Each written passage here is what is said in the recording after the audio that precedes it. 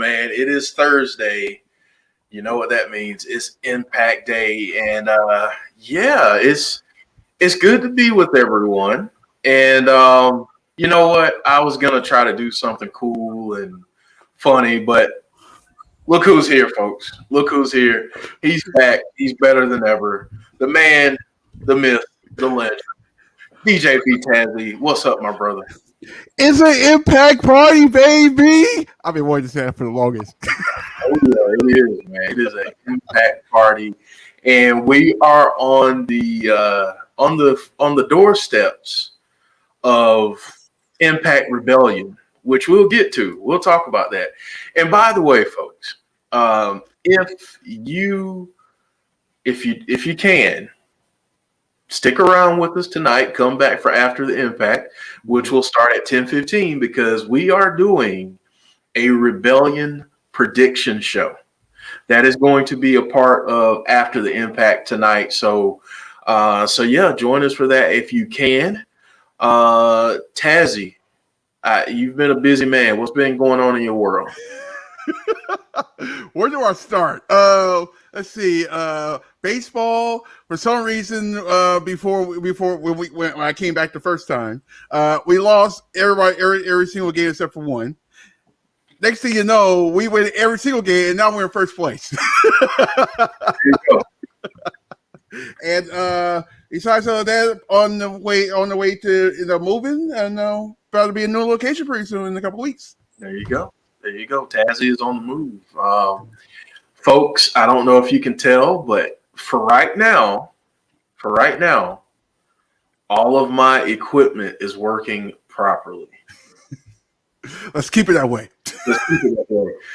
Had to get a new setup and everything, but that's why the camera angle looks a little bit different. I know it's that. Listen, man, gotta do what we gotta do. Let me shout out some folks in the chat real quick, and then Tazzy, we're gonna get to tonight's card, and then we'll talk a little bit about last week and go from there. So we've got Melinda Ford, Jen Carter, Cheese Whiz 2, James Chadwick, Eric Travis, Jason Stauffer, Maj, Azan, Conrad. What's up, Conrad? Yeah, I know James says don't jinx it. Was saying, who's that stranger with the hat on? Yes, he's back. Sean Rousset.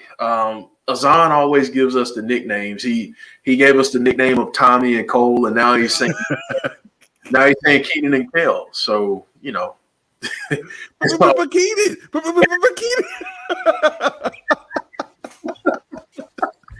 Why? He loves orange soda. Soda. Is it true? Mm-hmm. I do.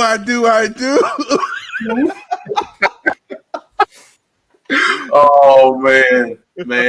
Wally, what's up with you? Delanio, C Wrestling, what's up, man? How are you in the building? I'm wired. Don't judge me right now. It is all good, and I promise you guys, we didn't rehearse that in the Kel bit because we had no idea it was coming. No. And Travis, Joe will be here shortly. He got off of work at 7, so he should be here probably around 7:45, I'd say. He borrowed Rusty's car. So. I was going to say that. Yeah, he borrowed Rusty's car. Right now, if you're watching before the Impact. I know what you meant. Yeah, you know but if you're watching before the Impact, they're recapping this press conference that happened last week between Kenny Omega and Rich Swann ahead of their title versus title match at Rebellion. And man, Sunday, folks, we will be here Sunday. Join us at 7:30 p.m. Eastern Time for our Rebellion watch along. So big night of wrestling there. Chris saying that Joe will be here after the Decay match. Yeah. So Tazzy, you want to go over this card real quick, man? Yeah, let's go over it. It's been a minute since I'm trying to go catch up with the little stuff, the little things going on. Well, we're gonna start out on PCI real hot with a triple threat. Is that how we're gonna start it? That's how we're gonna start it. So we've got Madman Fulton followed by and Petey Williams, aka Maple Leaf Muscle, on this before the Impact match. Tazzy, this is crazy, dude. I'm like, I come back on the first day we get this, right? I'm seeing. So I wait. Okay. So what I'm looking right now is a car crash going to happen in the ring. That's all I'm basically what I was going to say about that. This is basically the sidekicks of everybody that's going to be in the match on Sunday. Yep. So this is going to be a preview of what's going to happen on Sunday because they more than likely going to be outside the ring. So, you know. What's our favorite word? Shenanigans. Jeff Samuel already put it in there. Shenanigans. There you go. So yeah, this is going to be a great way to start off. Man, like the fact that we get this before the show is just absolutely insane. So we got that one. Then we go from that to Shira versus Jake something. Two big guys doing battle. Tazzy, give me your thoughts, man. Jake something. I like Jake something. Dude is impressive, man, in the ring.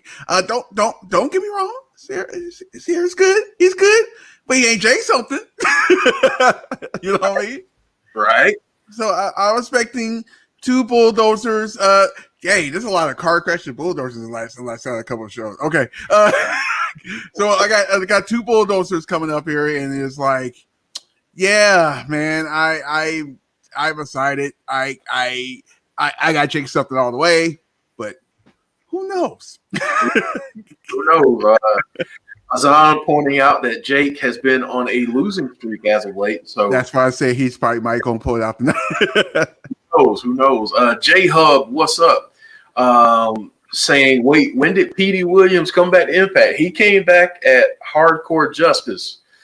J Hub, he joined Josh Alexander, and they are forming the new, hopefully the new Team Canada. We'll see. Playing Canada. Okay, let me stop. All right, next one, Tazzy. This one's going to be good because I don't know who we're going to get, but it's Tenil Dashwood versus Susan. Obviously, we know Su Yung made a reemergence, but man, talk to me about this one. Can we find a way to? I hate to be violent, but kill her off. Can we get Su Yung to just kill her off? Get out of here! But yeah, let me get back to normal. Yeah, I have to. I don't want to. I have to go with Susan. There might be a shoe thrown. Looking forward to that. Even though it might be a tennis shoe because she's wrestling. But yeah, I got my girl. I guess Susan. Can we get Susie? Can we get Susie? That's a lot better than Susan. Can we get Susie? Just saying. Oh man, yes, we need either Susie or Su Yung to make an appearance instead of Susan because she's just all right. We get it. We get it. You want to speak to the manager, so we'll let you go with that. So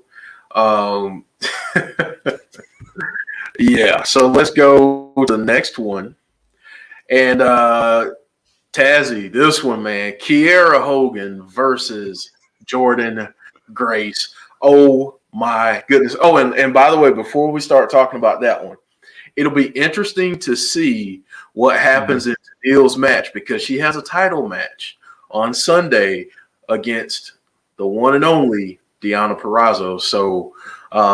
So yeah, that's we'll see. We'll see what happens. Randy Sam says, "Sup?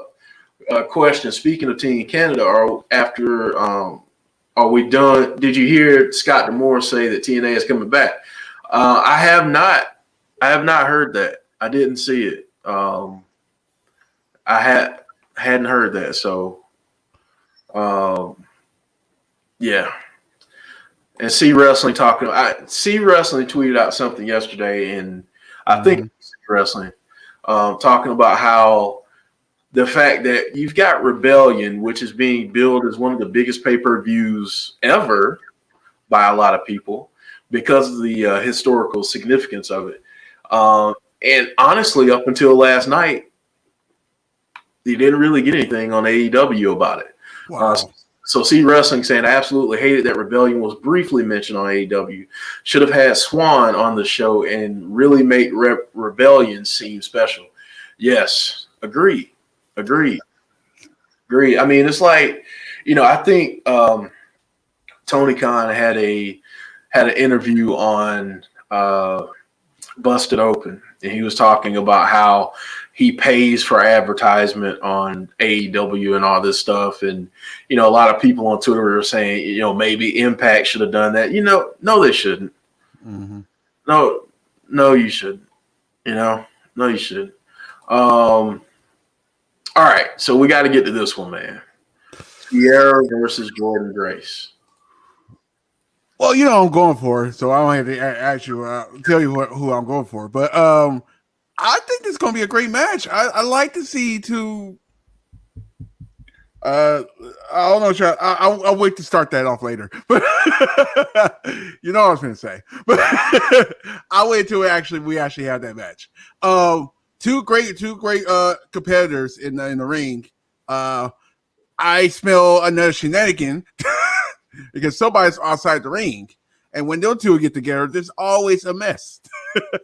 So I am definitely looking forward to this match. Of course, you know who I'm going for, so I don't even have to say that. Yeah, I mean, both of us, man. Like this is going to be. We're going to be very quiet during this match.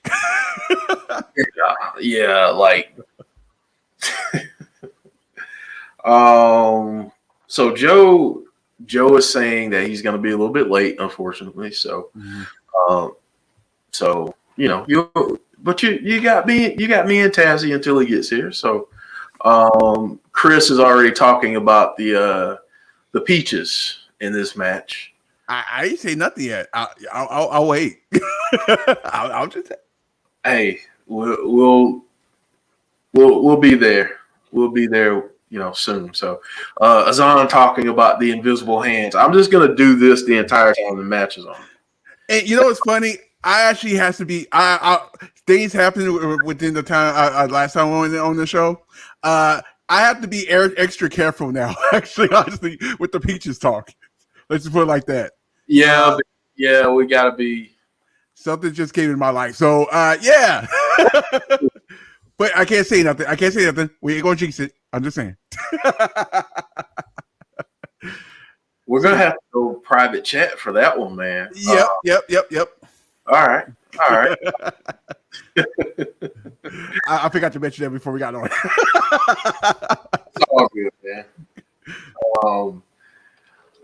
Let's see here. Trent Hatchett saying Kiera Hogan, Lord have mercy, straight fire.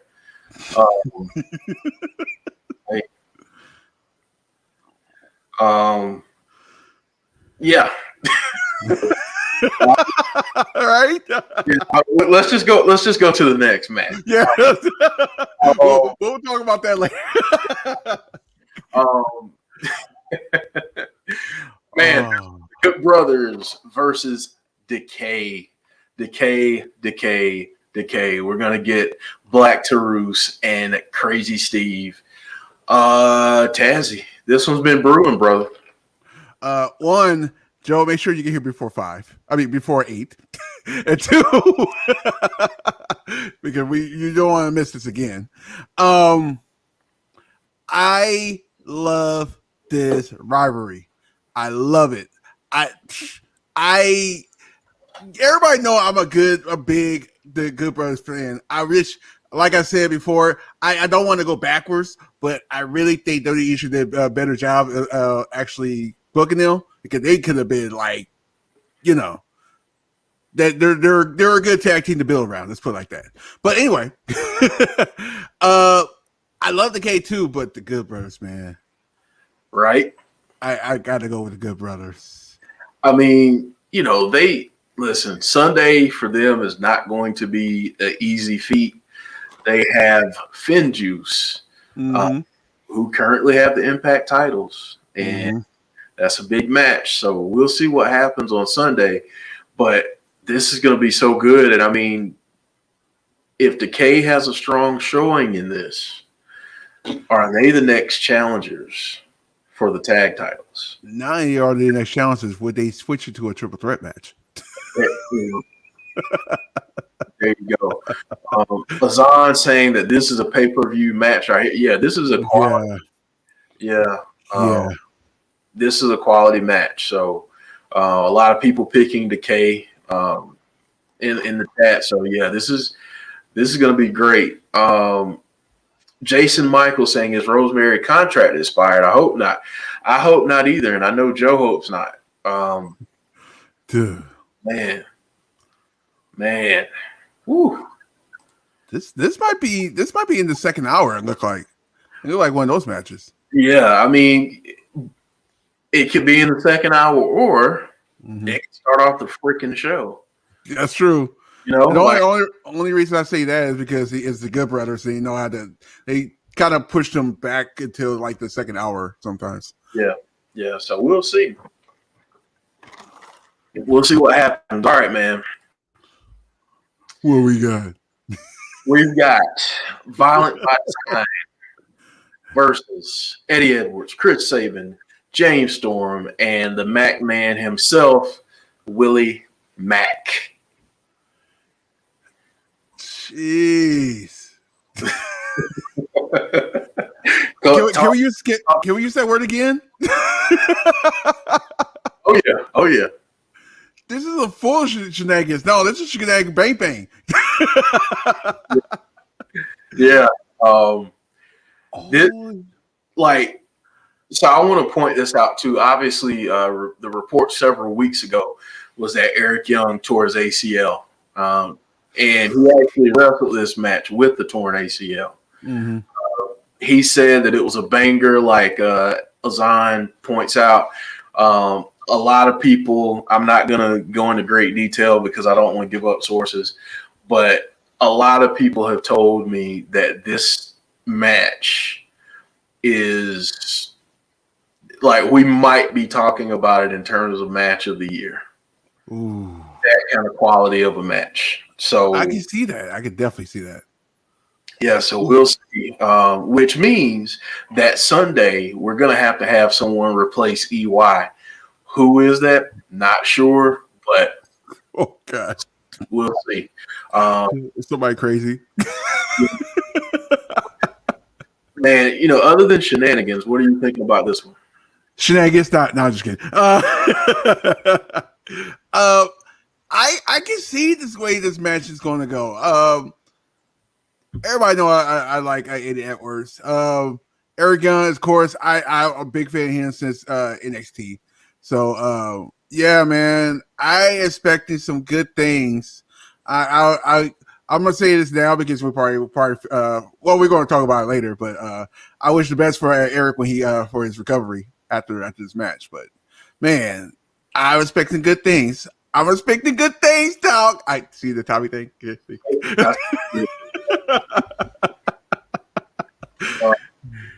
Man, yeah, this match, man, is going to be crazy. Man, like, and James Chadwick just pointed it out. If it weren't for a 90-day clause, having Samoa Joe pop up at Rebellion, being the fourth member of Violent by Design, oh my God. Yeah. There's two places I think Joe is going. It's not going to be AEW. It's either going to be Impact or it's going to be Japan. Yeah. Yeah, I think either Impact, Japan, or Ring of Honor. Just kind of a. Ring of Honor be great. But honestly, with the way things are working right now, I could see him going to Impact and working with every single one. Yeah, because it's there. Yeah, exactly. Yeah. Let's see. Davey Richards replaces Eric Young, says J Hub. That would be cool. Chris Harris coming out and turning on James Storm and him joining, that would be interesting. That's a quick turn. Yeah. Randy Sam saying Heath. That would be cool. That would be really cool. Heath. Holy, wow. Would not expect that. That'd be like one of those, like, oh, it's Keith. Okay, who's he going for? Oh, Heath joining up. Be crazy. So Tansy, did you get a chance to watch last week? So I was one of those guys. I is because my time is it was so short last week. Yeah, I was like, I went past forward and like went through the matches, kind of go like squeaking through the matches and watching the promos and all that good stuff. But I watched it, not like I wanted to, how I want to watch it, but it's actually nice to actually see this live. Well, technically not live, but you know what I mean. What did you think of the press conference?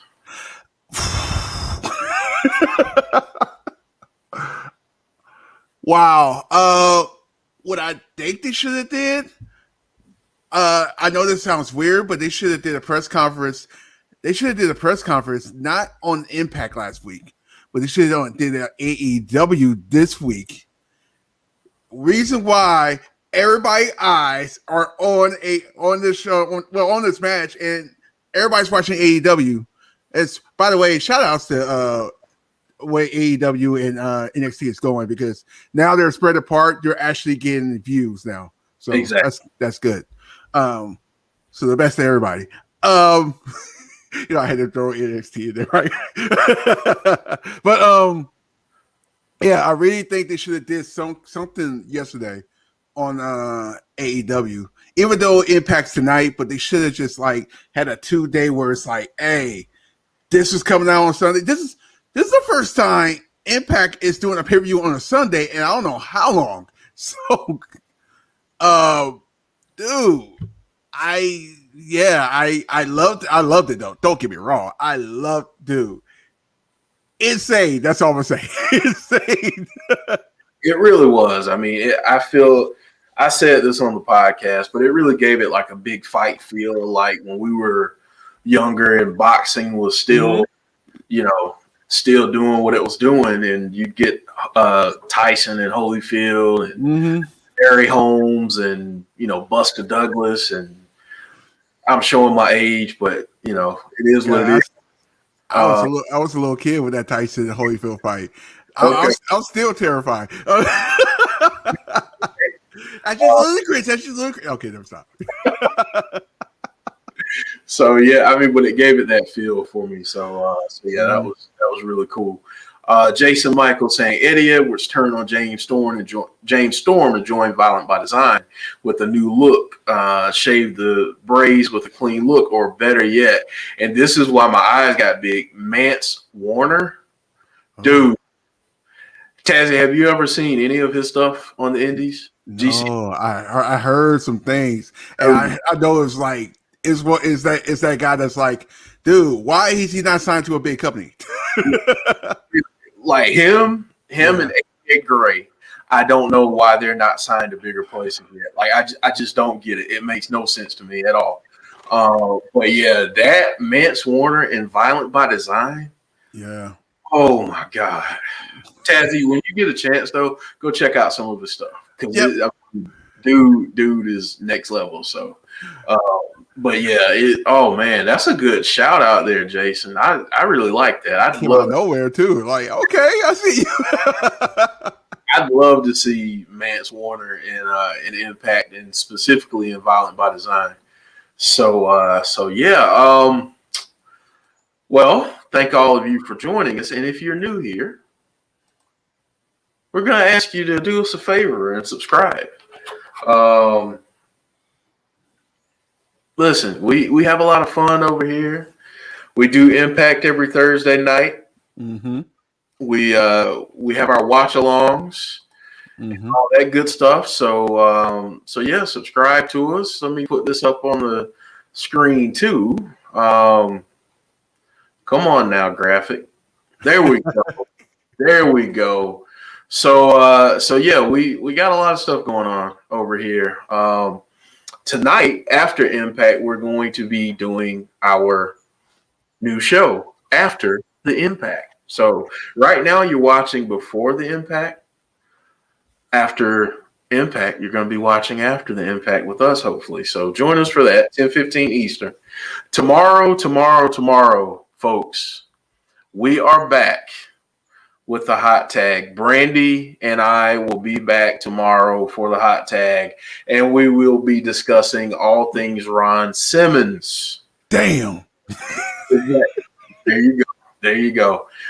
Then Saturday, we will be here for the Insiders Wrestling podcast. If you didn't join us last week, that was our first Saturday with our show on that day, and good turnout. We want to continue to see that grow.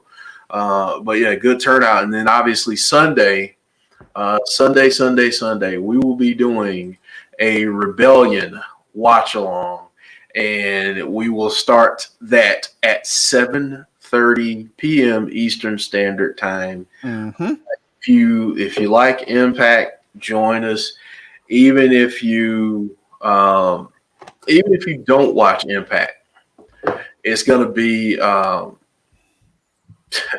it's gonna be a big night. It really is. Mystery.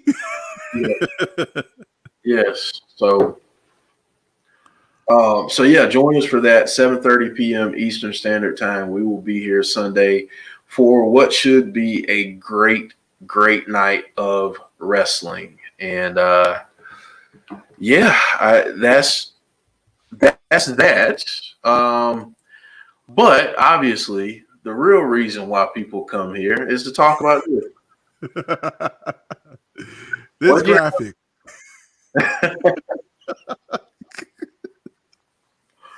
What did you have to eat today? Let us know in the chat what you had to eat. I'm still trying to get there, Tazzy. But my brother, what did you have to eat today? First of all, I want everything that's on this menu right now. Right? Just throw it out there. I had some chicken sausages. It's very light day. It's a Thursday. it's kind of weird. Very chicken sausages, and I turned around and just ate a fruit salad. Salad, which is if you go guys, oh my god.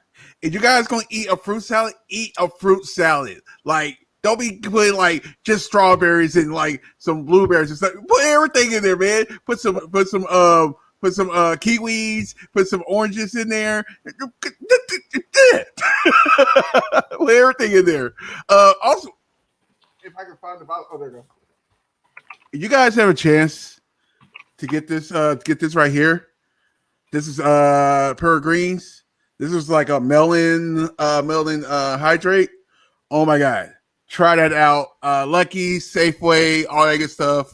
They're really good, man. Just all your fruits, just in case you can't get no can't get to the refrigerator, can't get to the food places at time. It's all your nutritious and the stuff in there. Just throw it out there. There you go, man. I think I've had one before, and it was good. Yeah, it was really good. Stay away from the green machine. The Peregrines. Oh my god. Yeah. Man, we're getting a lot of good stuff in the chat. People are talking about Michael saying green beans, chicken, and mashed cauliflower. Oh. I love mashed cauliflower. Yeah.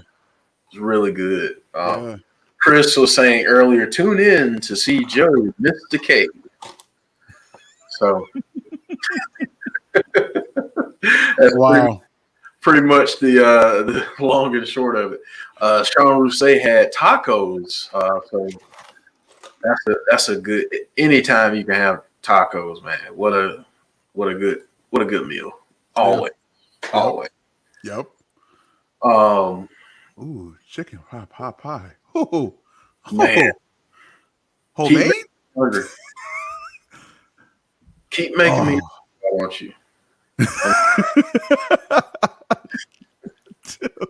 Oh man, so you guys keep chatting it up. Conrad saying he had tacos. Go wrong with tacos. Cannot go wrong with tacos. So. You can make so many tacos. It's ridiculous. I know, man. I have made a salmon taco. Yes. Shrimp taco. You guys don't have to have regular meat. You can people don't eat like beef or chicken or something like that. Get some fish in there. You know what else? I mean, I know a lot of people might not like this, but if you like mushrooms, mushroom tacos, like if you're trying to go the no meat route, try mushrooms. I had a mushroom quesadilla last night. My goodness. Big Mike, what's up to you, man? Yeah, I had a mushroom quesadilla. That thing was. And you probably didn't feel bad or nothing afterwards. You feel like, oh. Yeah, it was so good, and it was filling. It was like I had the taco meat in there, but I didn't. It was great. Yeah, so good. Conrad saying I had a Philly steak hoagie. Just respect. Oh. Much respect. Much respect. Michael saying they're showing Joe right now. Is this a hint? It might be. I'd love to see Joe back. Love to see Joe. Just saying. James Chadwick saying Michael Elgin to replace EY for Rebellion. Well, man, that would be cool too. Out of nowhere. Conrad saying no meat. I mean, it's a new thing I'm trying. Not very successfully. I've tried to cut back on the beef consumption.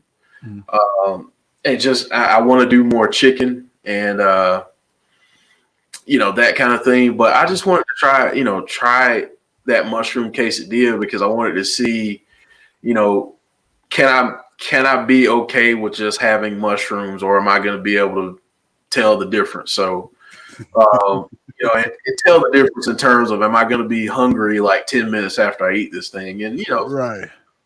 So it was, good thing.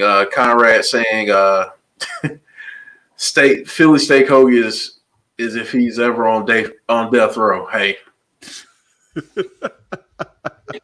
I get it. All I gotta say is I have a filet mignon in the refrigerator. It will be eaten the next couple of days. I'm just throwing it out there. Cheese Whiz too saying, how about Shark Boy? Man, you guys are coming out there. J Hub loves you right now, by the way, for saying that's right.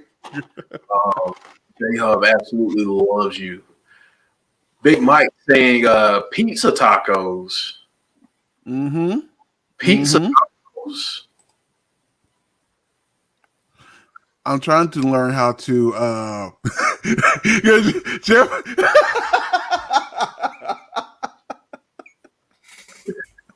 You talking about J-Hub? Yeah, I'm like giving the shell, yeah. Man. I just thought about something. What? There's a pay-per-view for Impact in July, right? I'm pretty sure there will be. Ain't that Summerversary? I think it is in July. And Joe is available. Yep. I wouldn't be surprised if a lot of people that have been released end up in it. I wouldn't be surprised. Yeah. I think there's something going on. I'll say it. I think there's something going on at AEW. All right. Okay. Sorry, I have not been on camera in a minute. You know, I ain't even talked about the releases. Yeah, man, that was yeah. terrible. You get it, but you're like, you don't want it to happen. So Right. it's all good. Right. Yeah, it's ridiculous, man. So James is saying that Slammiversary is in July, but it has not been announced yet. I would anticipate that we'll get that date on Sunday at Rebellion. That would be my guess, is that they'll start to build towards Slammiversary then, because that's when they started teasing some things very heavily last year. Like around this time, they started saying, Slammiversary is going to be this huge event. You might want to be there, might want to watch it. So, yeah, man. So slowly getting crowds. Just saying. Yep. Very slowly getting crowds. So we're at 7:37 right now. We are getting Iceman's intel. Joe's favorite person in the world. Annette Morris is saying that Dave Meltzer is a poop emoji. You know what? Don't get me started with that today. I think Peter Rosenberg had a video out there earlier on the Twitterverse this week, and we're getting underway right now in our match. We are getting Madman Fulton come to the ring. But yeah, he's just like, why give these guys any energy at all? Like, and then case in point today, I don't even want to say, I don't want to, I'll mention this on After the Impact, since it is, by the way, a non-PG stream. Just throwing that out there. So Tazzy's happy about that. But he's just an idiot, and people like him, people like him are just terrible for wrestling. Today they had the story where he said something about Charlotte's suspension being because she wanted to have some dental work, and how she's, something about her body, like they make them feel self-conscious about their bodies or whatever. And it's just like, dude, you're a piece of crap. Like, just like you and Brian Alvarez just go into a corner somewhere and just circle jerk and get it over with and leave us the hell alone. Like that. That's kind of where I'm at with them. So anyway, I will stop talking about them before this becomes a non-PG stream. Been there. Fala Ba is in the ring right now. Ba. He's in the ring right now, and Tazzy, we're gonna get this. We're gonna get this match going now. So now we're getting the man himself, Petey Williams, coming down to the ring, draped in the Canadian flag, with Josh Alexander, his fellow Canadian. Petey Williams. Every time somebody say Canada, I got that South Park song in my head. Like, God, why do I have it in my head for? I love you, Canadians. I love you. Really, I really do. Honestly. Oh man. Yeah, Petey in the ring right now, and this is.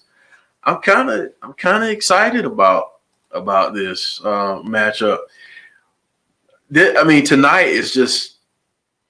Impact does go home shows right, Yeah. So this shouldn't be any exception. And they're starting out hot here on before the Impact. So all three men are kind of staring off. This is not fair for Petey Williams right now. Petey's like, hey, I'm over here, and Fala Ba and Madman Fulton are doing the big man thing. Petey with the chop to Madman Fulton, and a forearm to Fala Ba, and they're just looking at him like, listen, you little ant, get down. and they just gave him a shoulder tackle for his trouble. He rolls out of the ring. So the two big men are like, hey, it's our time now. Obviously, we got to do the test of strength, or if I can knock you over things. So that's what we're doing right now. my best is on Fowler. Yeah, I think he's got a little more weight behind him. Yeah, pretty much. Just a tad more weight. Let me ask you this: do you, out of these two guys, who could you eventually see maybe having a singles run that ends up with them possibly being in the title picture? Oh, gotta be Fulton, huh? Probably would have to be him. I would say that. And chat, let us know your thoughts on that too. Like if you're picking between Falaba and Madman Fulton, Yeah. who's the one? Like who's the guy that you would give the push to and have him kind of make a run at the title? At the same time, he does. Fowler do reminds me of Yoko. Just a little more character, if that makes sense. Yeah. But I can see no running with him, but I don't know. Yeah, I mean that's a tough one because charisma wise, Falaba is definitely there, and yeah, I'm Jeff Samuel saying Josh Alexander. Yeah, no, I completely agree. I think Josh needs to be the title holder after Sunday, but I'm saying if you had to choose between Falaba and Madman Fulton, who would you give the push to possibly put them in the title picture? Like, if you were head of booking for a week and they said, okay, we want to push either Falaba or Madman Fulton, who would you give the push to? So, and I agree with the Yokozuna comparison. I would say he's a mix between Yokozuna and Rikishi because he's got Rikishi's charisma in some ways, not quite at that level, but but obviously he kind of works in the ring like a Rikishi. So, so that it's very crazy. Like when before Yoko had the whole weight problem and everything like that. That's why I think they was going to turn him into more of that Rikishi character because his personality outside that character is awesome. Yeah. So I was like, that's what I thought they was going towards, but of course, things happen, and he liked the food. What can you say? I get it. I can relate. I like it. I agree too. I just recently start cutting back. Trying to get ready for the summer. You can't be that way when you DJ. Let's put it like that. It's hard. Oh man. So right now we're getting some flashbacks, greatest knockout moments on here. So yeah, I know people are like, man, when are they gonna start showing us some different flashbacks? Just might want to change it up just a little bit. Just a tad. So yeah. James Chadwick saying he'd give Caleb with the K a push right off the cliff. Right off. That didn't dawn on me until I actually found out. I just realized who the person was saying that to. Yep. I'm like, oh yeah, I can see that.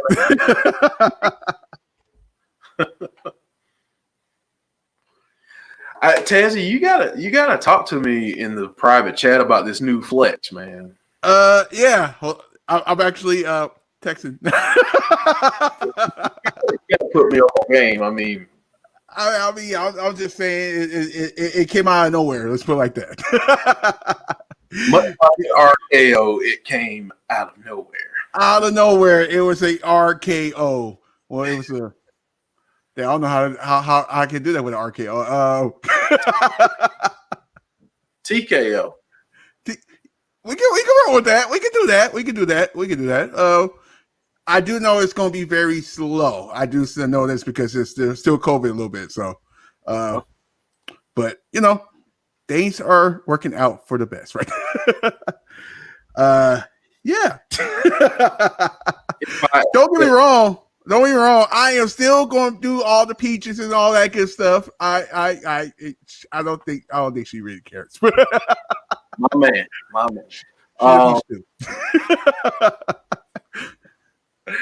Eric Travis saying, I don't know what you could do with Madman Fulton. He's not there yet, missing something. I don't know what it is, but a decent wrestler, hardcore style. That's right. Eric Travis got my Teddy P reference. He got my Teddy Pendergrass reference. So thank you, Eric Travis. So we are back now. We're back in the ring with Madman Fulton and followed by Madman Fulton getting the best of this right now.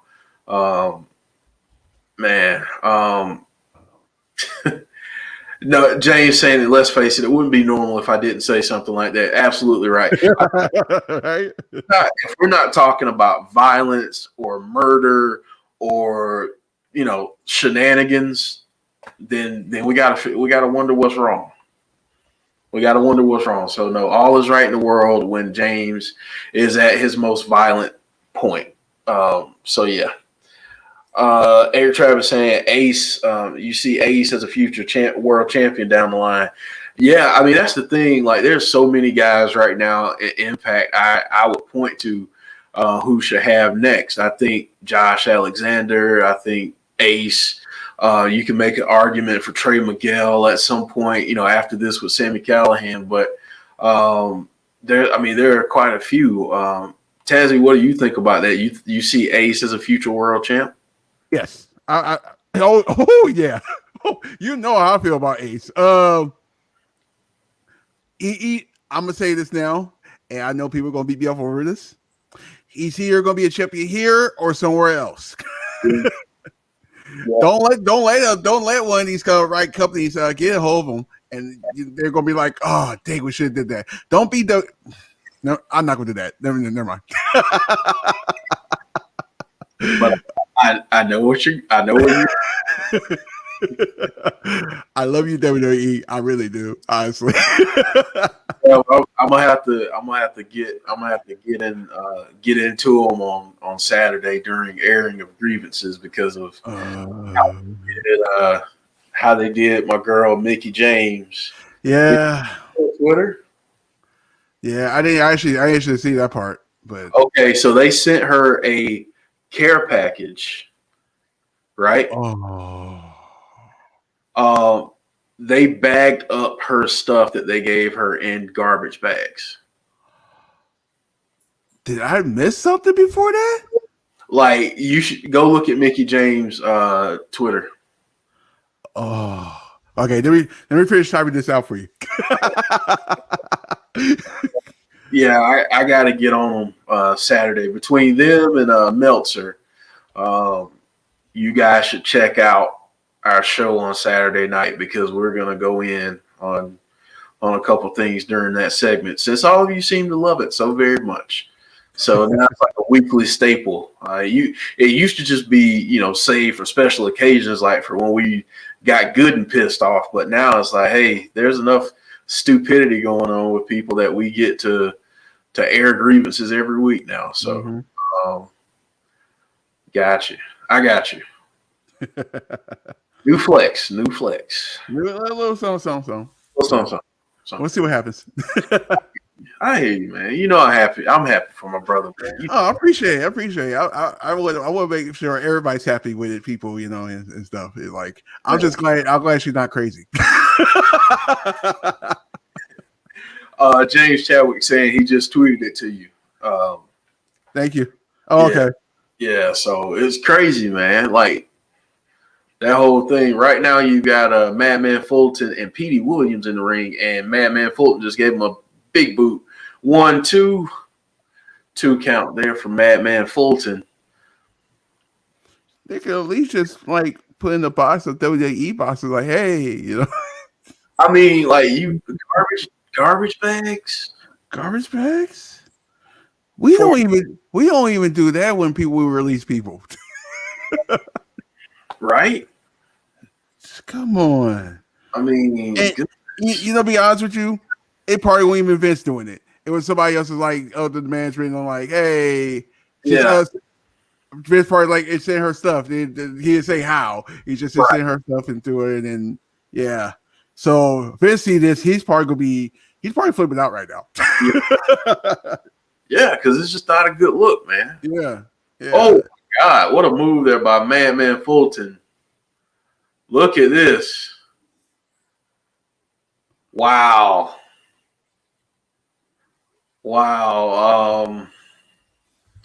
James Chadwick saying that Maria saying that the same thing happened to her last year. Sean saying it was probably Bruce.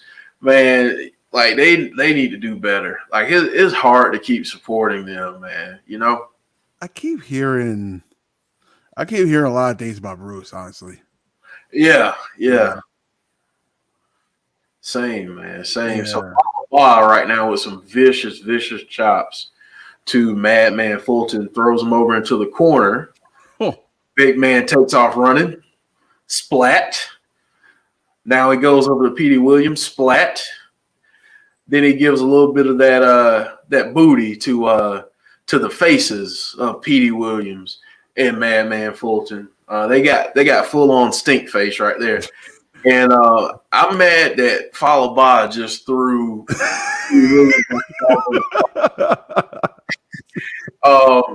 Follow By just threw Petey Williams at Madman Fulton like a dart. Like, here you go. Oh my God. Big man covering Petey Williams. 1, 2. Petey Williams. Oh my God. Twitch. Come on, y'all. You guys need to fix your quality of this show, man. You know what I did, man? I bumped my video quality down to like 360p, and it buffers a little bit better that way if you drop it down. That might help you out. Oh, it's on audio. That's right. Yeah, drop it down to like 360 and you'll be good to go. Eric Travis getting hit with that Canadian destroyer. Man, I don't think Petey can get that on either one of these guys. Maybe Madman Fulton if anybody were to take it, but whoa, Madman Fulton picking up Follow By. Petey Williams drop kicks Follow By on top of Madman Fulton, and here we go. He's going for it on Madman Fulton. Oh, he didn't get it. Madman Fulton gets a Petey Williams takes a chop to the back from Follow By. How's your back feeling? The big man basically dragging a almost lifeless Petey Williams to the corner, going up on the turnbuckles, but Madman Fulton stops him. Madman Fulton with some punches to the gut, but Follow By trying to soften him up.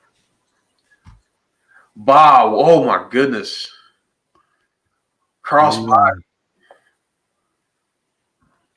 I'm going to restart Twitch right quick. Okay. Big man with the slam of Madman Fulton, and Follow By is going to look to go up.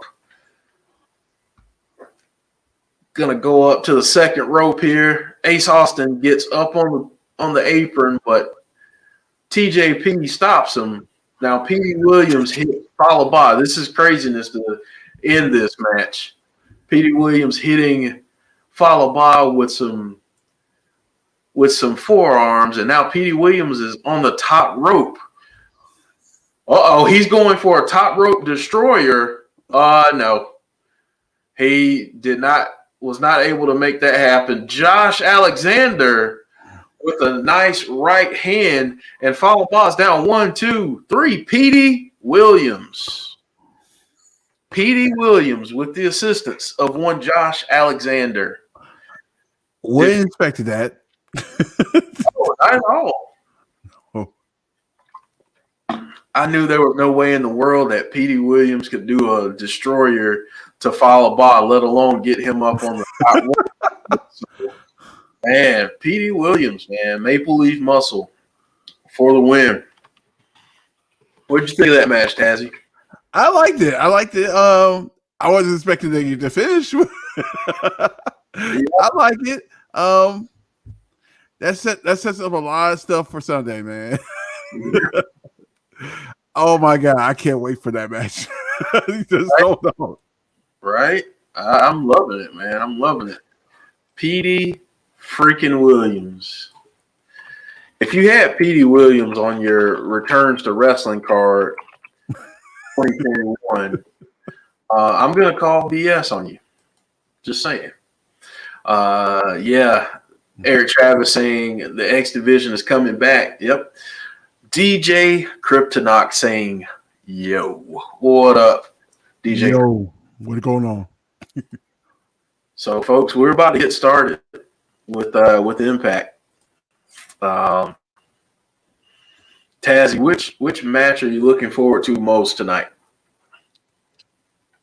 I got two. Okay. I got two. I'll be good. I have to now. No. I'm not gonna be good no matter what. One is the Good Brothers versus Decay, of course.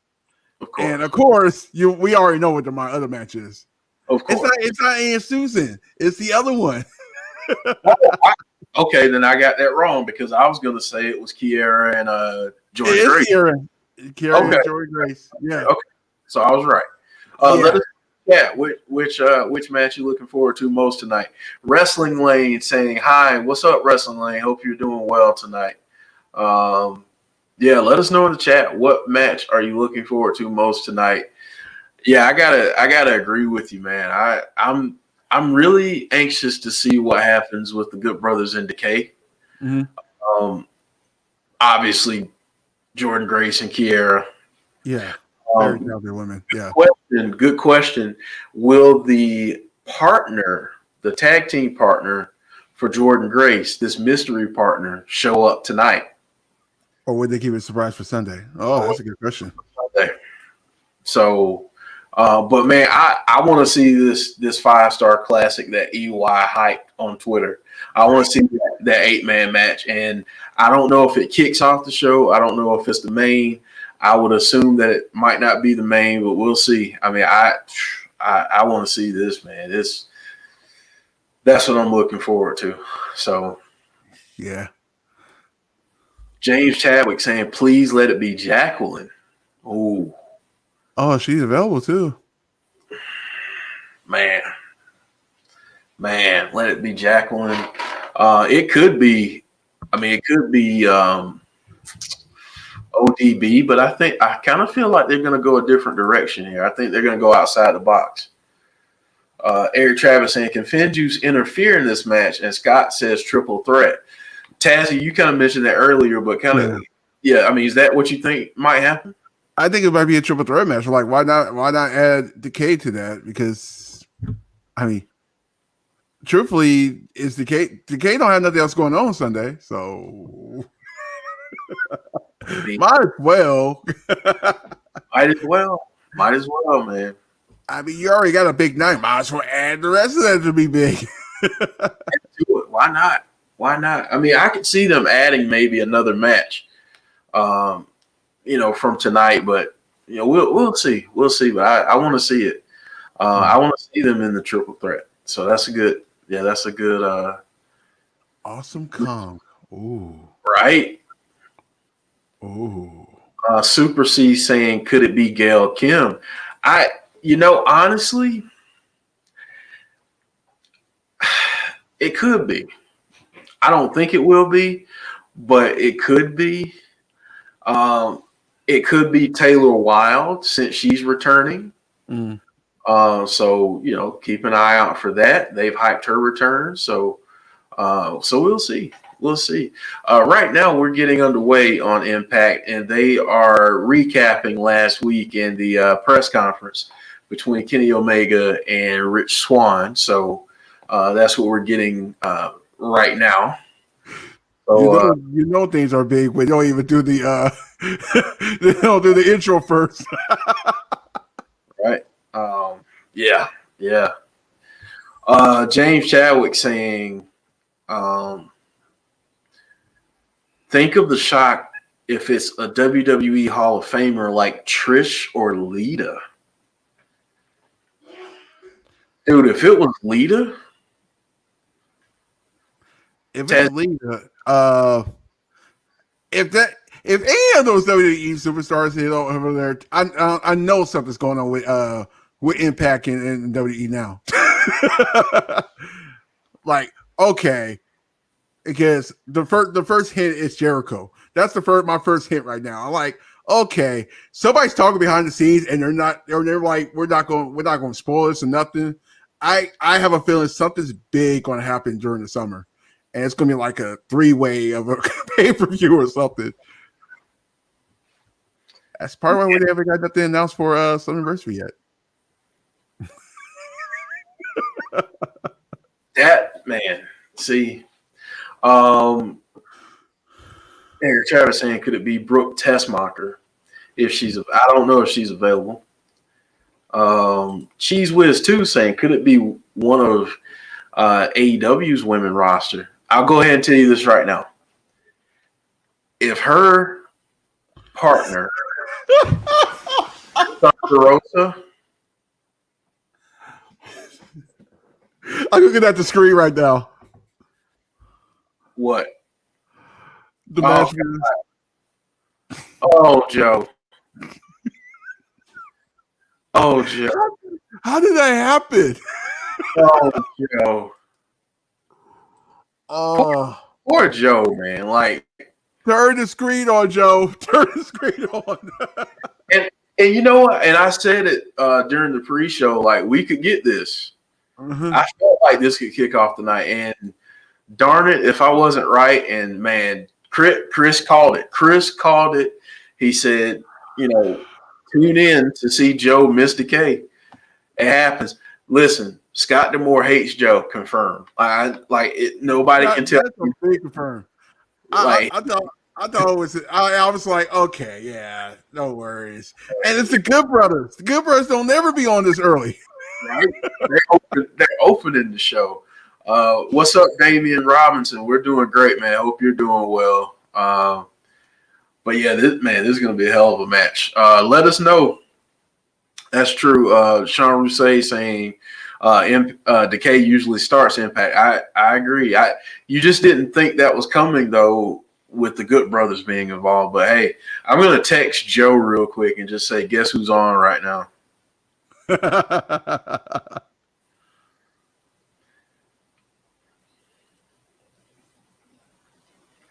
He's going to be pissed. Everybody gonna see where he at. It's a lot of speed going through it. Oh my god! Joe's gonna start the non-PG stream part of the stream early when he gets here, because he's gonna be picked. Oh, Fisto! Oh my goodness, that's a good one. Wow, I didn't think that. And honestly, if she hadn't retired recently or stepped away, I would have said Faye Jackson is the mystery partner, which love me some Faye Jackson. Love me some Faye Jackson. But that's a good call, Jeff Samuel. That will be cool. And I know she was trying to get an AEW a while back, so maybe we'll see. We'll see. Steve G, what's up? Says hello to everyone. Randy Orton saying, "Did you miss me, guys?" We did, Randy. We hope you're well.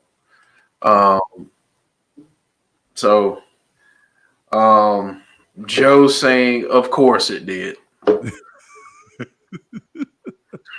So we've got the big LG and the machine gun in the ring, and Carl Anderson and Crazy Steve are going to start it out. Ooh. What a way to start out Impact tonight, folks. Carl Anderson and Crazy Steve locking up. And folks, thank you all for joining us, and we'll do this real quick. If you don't mind, drop a like on the video. And if you're new, please consider subscribing.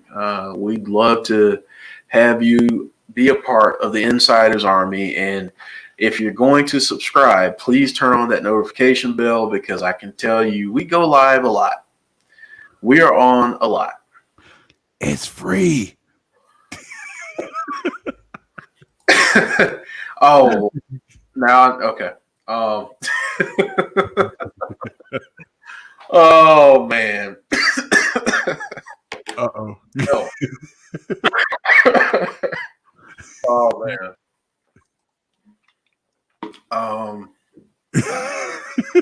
And saying over here it took 20 minutes to find us. Well, that we got to change that, Steve G. We've got to we've got to change that. Wonder what happens to Decay if and teams over to Roos. Interesting. I still think Decay adds another member. What do you think about that, Jesse? Yeah, why not? I think the more scarier the better. Let's see, Steve. Yeah, why not? Who would you add? I would add a female on that. Why not? And you can have a tag team with yeah. I would love it. Can you imagine? And I didn't get a chance to talk to you about this. Can you imagine Chelsea Green returning to her old gimmick and teaming up with Rosemary and her being in Decay? Yeah, that's crazy though. That, by the way, that is crazy. Chelsea Green got released. Wow, was not expecting that one. Like a star. She just had bad luck with injuries, but she's a freaking star. Yeah.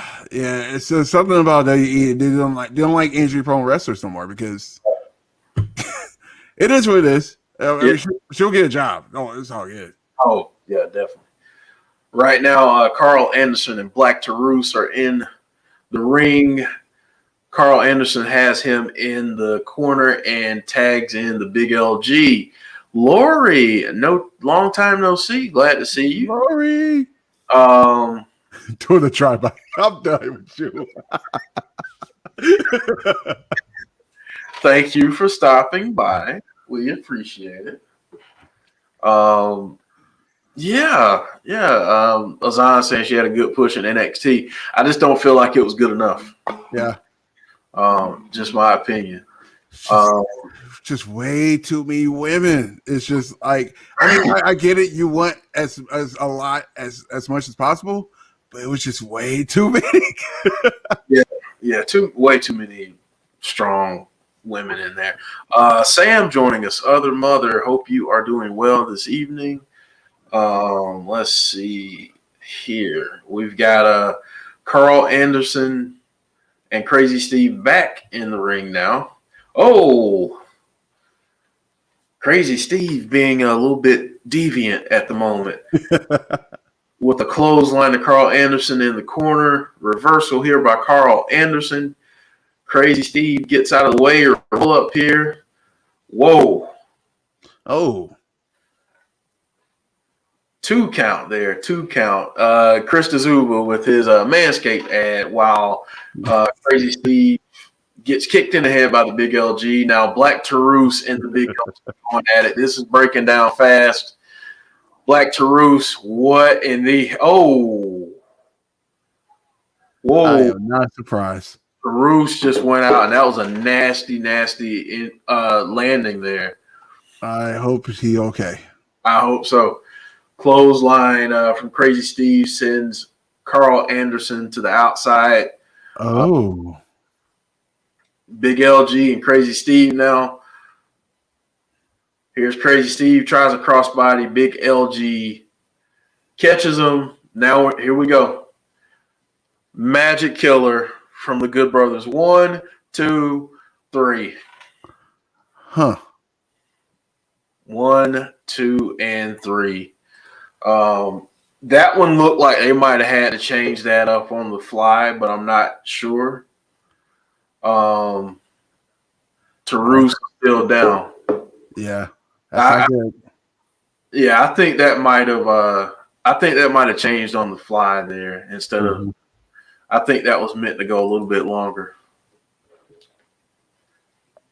That's crazy. Carl Anderson cut the promo now talking about their upcoming match with Finjuice. Saying that 2020 was the best year the Good Brothers have had. Agree.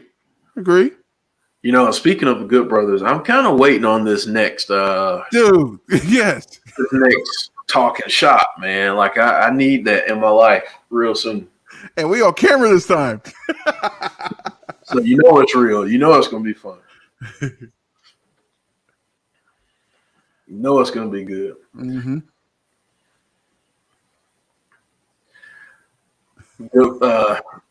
Machine Gun saying that the only thing that matters is them regaining the tag team championships. Dang, yeah, they didn't have those titles for a minute now. Right. It feel like a minute, like it just happened, but no, it's been a minute. Yeah.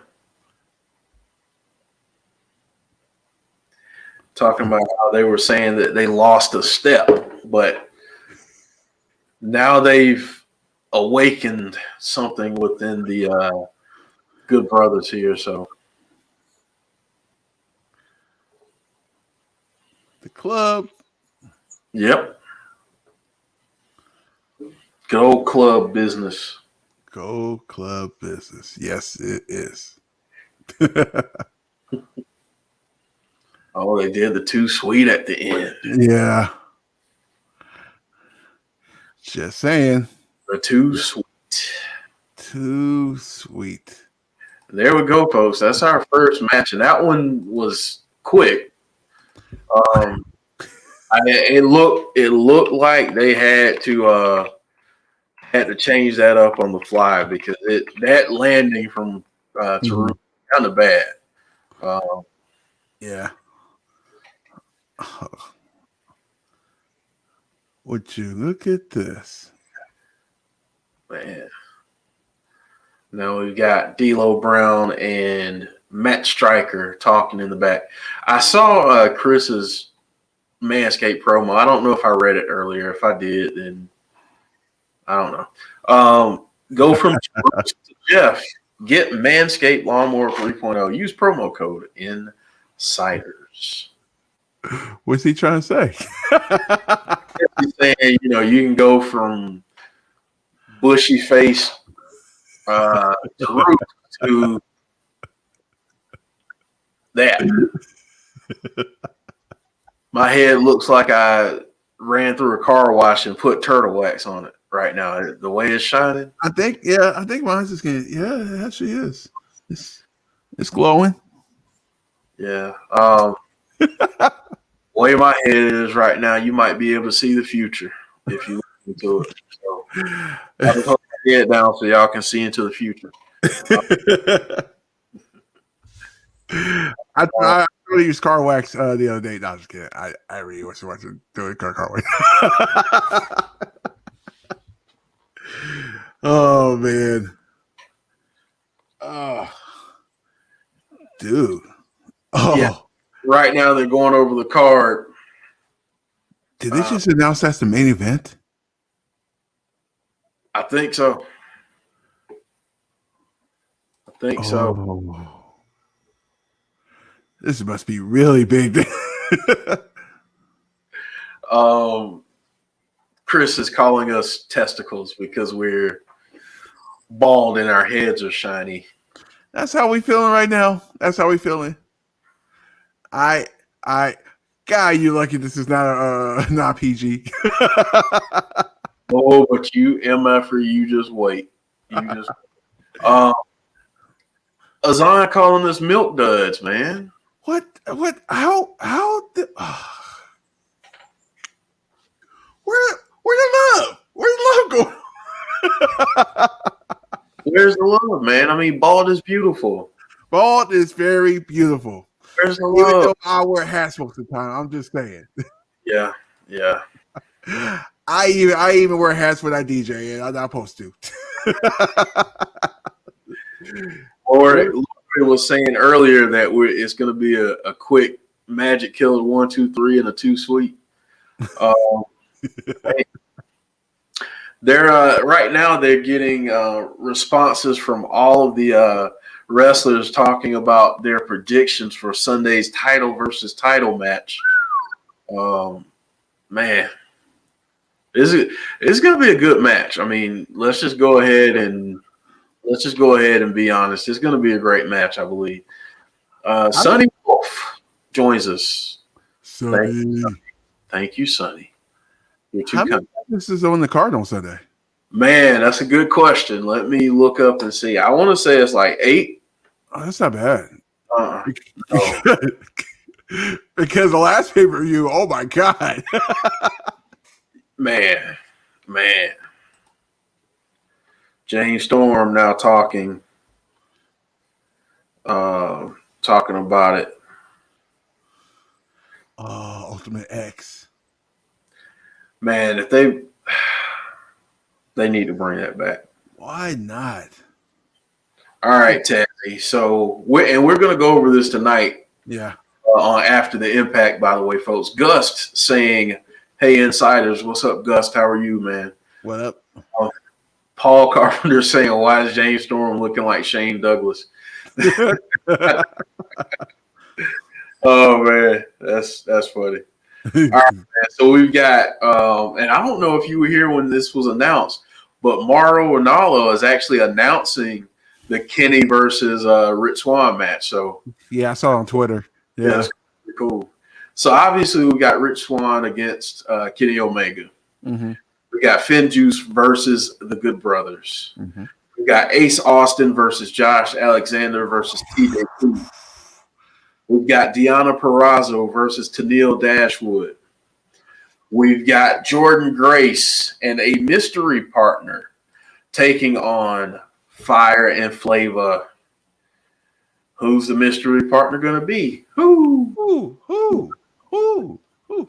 We've got in a last man standing match, Sami Callihan versus Trey Miguel. Oh, they made it to a last man standing match, huh? Yes, sir. Thank you. We've got the most professional wrestler, Brian Myers, taking on his longtime friend, Matt Cardona. That's going to be good, folks. Edge is going to be proud. Yep. And last but certainly not least, we have Violent by Design versus Eddie Edwards, Chris Sabin, James Storm, and Willie Mack. That is the most gimmick card they had. Oh my God. Like we thought the last pay-per-view was? No. That's crazy because now you have a title match to add with that because last time they didn't have a title match. They had it was a six-man tag. Yeah. Now it's like, wow. Yeah, it's man. Oh. Delanio talking about Charlotte's recent turn. She's been killing it. Oh man. They'll never turn her face again. Never. Like this is great what she's doing. I think Azan asked something earlier about are you shocked by Mace and T-Bar? No. And I'm glad. That's a good group. That's a pretty good group. Dude. And then you probably might add Keith Lee to that mix. Right. Take my money. Mm-hmm. I'm so oh man.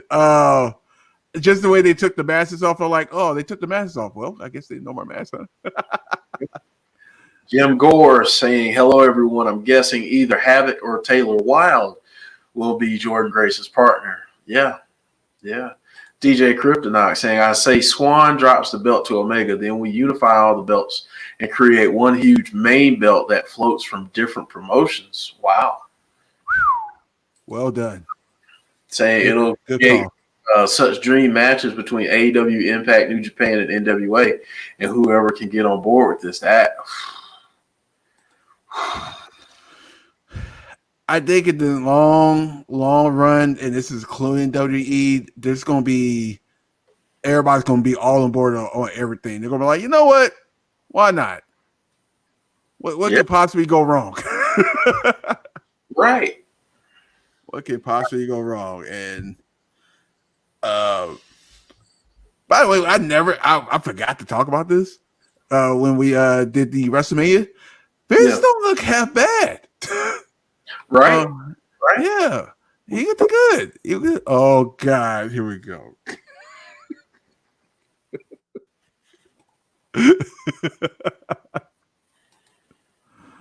Sorry about your damn luck. Man. What is with this music? Oh man, so we're gonna get Susan versus Tenil.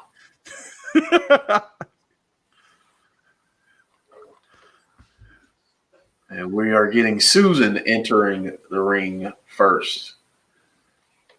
You would also we got some black tennis shoes to go with that suit. No, it's yellow. Nah.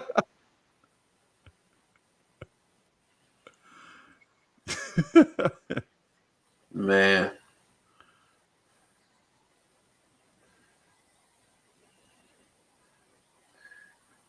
Susan now getting into the ring.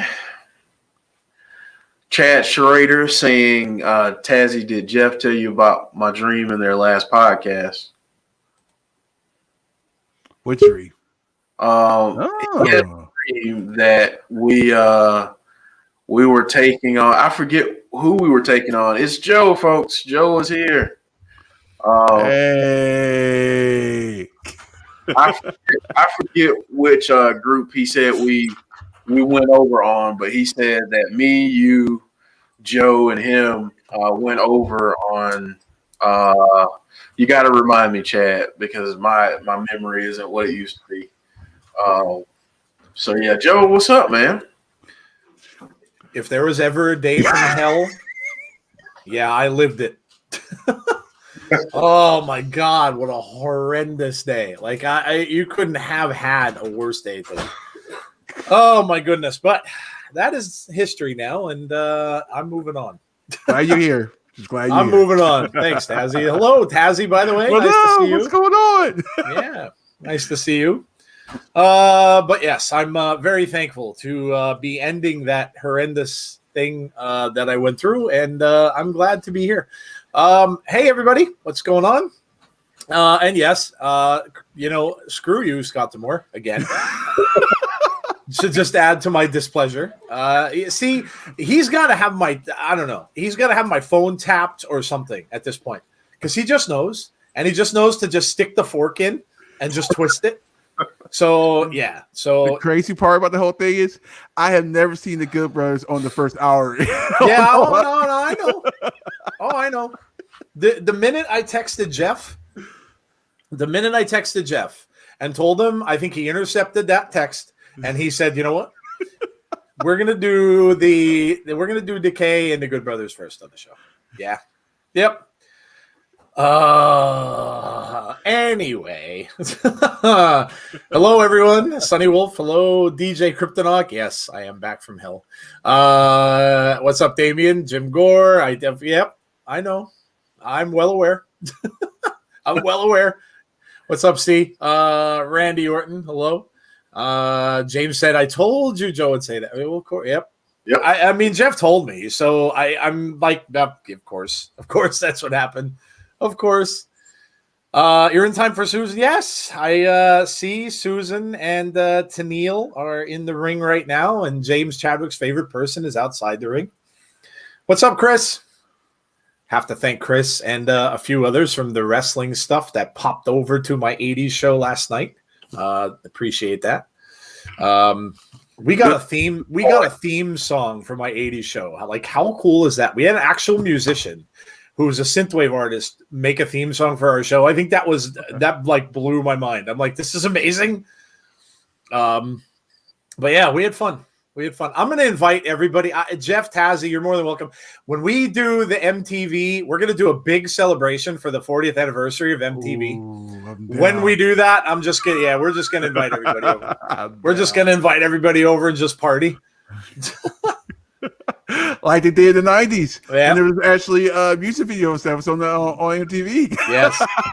Yes. And Joe, I gotta give you guys props, man. I didn't get to join live last night, but man, great stuff as always. Did you listen? Oh, it's cool, dude. I listen every week. Oh, that's cool, man. Thank you. It's just a fun, goofy little stream, and it just ends up being like more and more. It's just we just talk about memories, and that's really what it is. So it's really easy to do because we just relive like goofy stuff that we've done. Mm-hmm. One day, though, if you guys listen to any one of those, you've got to listen to my prom story because, honest to God, and I keep teasing this, it is literally the word. Now, I was saying about today being a day from hell. Oh no, the prom. Way up here, like that was the word. If you guys ever thought you had a bad prom story, no, you haven't heard mine yet. It is literally the worst thing anyone could have ever happened to them at a prom. The worst. It's horrible. You won't even believe it. When I tell you, you'll think it's like one of those teen angst movies or something like. It's horrible. It's horrible. And I told everybody on there, I said, well, I'm going to talk about it one day. It's I'll just put it out there. But yeah, we have fun with that. It's just really fun show. It's really like laid back, like I'm sure Jeff does with his horror show. It's it's just fun. You just kind of talk and you just talk from things that you've done and things that you know and stuff like that. Speaking of horror, somebody sent me, I can't remember who. They retweeted something about Godzilla and Kong out to me. I think you might have got that too, Jeff. They did a tribute to Jason X. Yeah. Godzilla versus Kong. Yeah. Oh. Yeah, when Kong was beating up the birds, like was fighting those bird things, the bats or whatever, they took an exact kill that Jason did from Jason X, where he literally had one of the girls from the virtual sleeping bag, and he was like smashing her back and forth. Yeah. And they took that exact kill and put that in Kong versus Godzilla. I'm like, that's fantastic.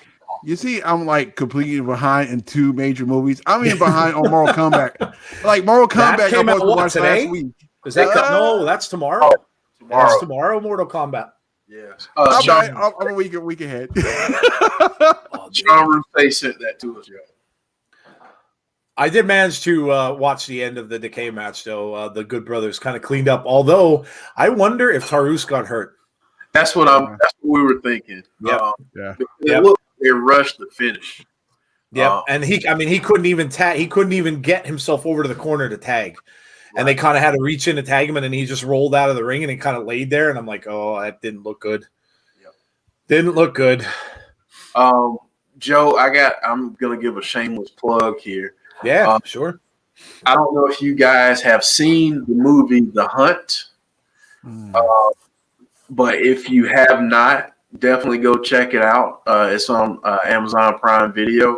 But that's the movie that Jesse and I are reviewing for tomorrow's episode. We're doing a film review of The Hunt. So if you haven't watched it, go watch it and check us out. Just wanted to give a little quick shameless plug. There you go. Yeah, check out Jeff's podcast. It's cool stuff. If you're into horror, and I know a lot of us are with the whole Bray thing, make sure you check it out. Let me in. And Tazzy, you're back for NXT, I see. NXT tomorrow night too. I'm like, oh, cool. And I don't know anybody before we finish watch this.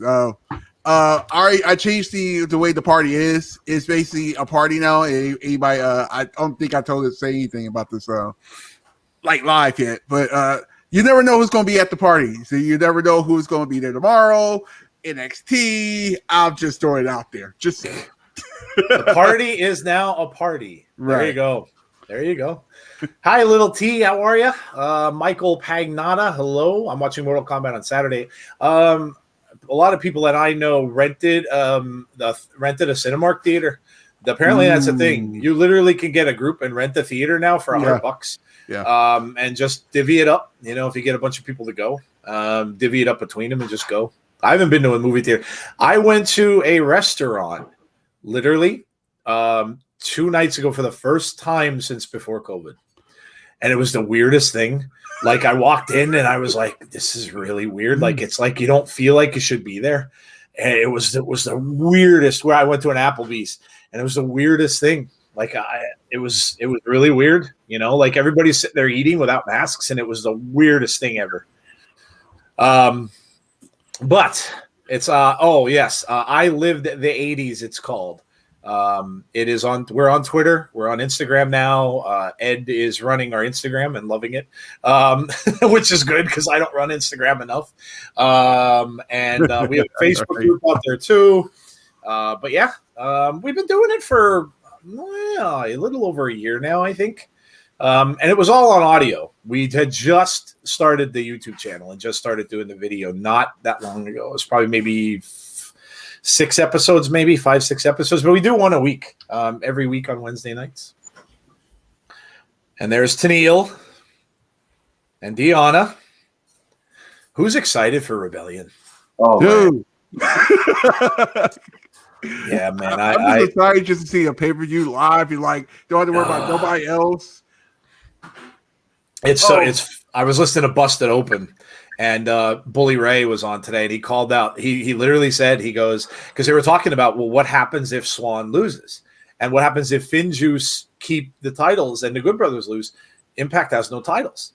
So Bully Ray said, well, you know me, and he goes, I tell everybody as I see it. He goes, if that happens, you can damn well bet I'm calling out Dreamer on Monday's show, because he said it's just me and Dreamer, and he goes, Dreamer's a part of that. So I'm going to call him out about it, and I'm going to, ask him exactly that question.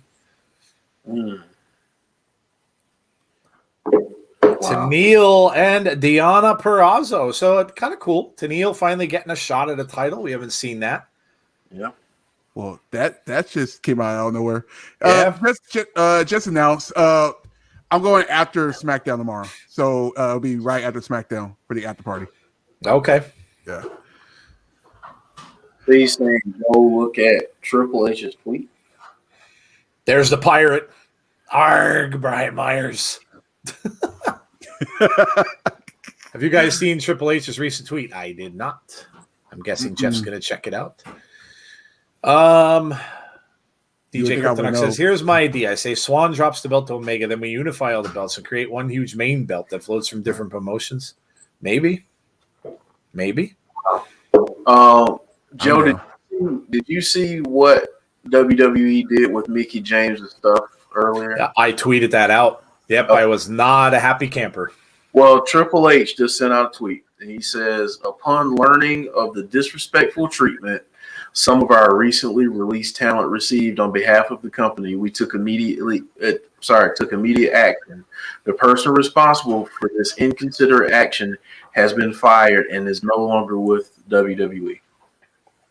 I figured that. Somebody took the fall. That looks like to me. Someone took the fall. Well, listen. The bottom line is, though, I'm sure it's not like she directed it at WWE and Vince, and I'm sure. Listen, if I were her, I'd be pissed off too. I mean, that's pretty lousy, and pretty disrespectful.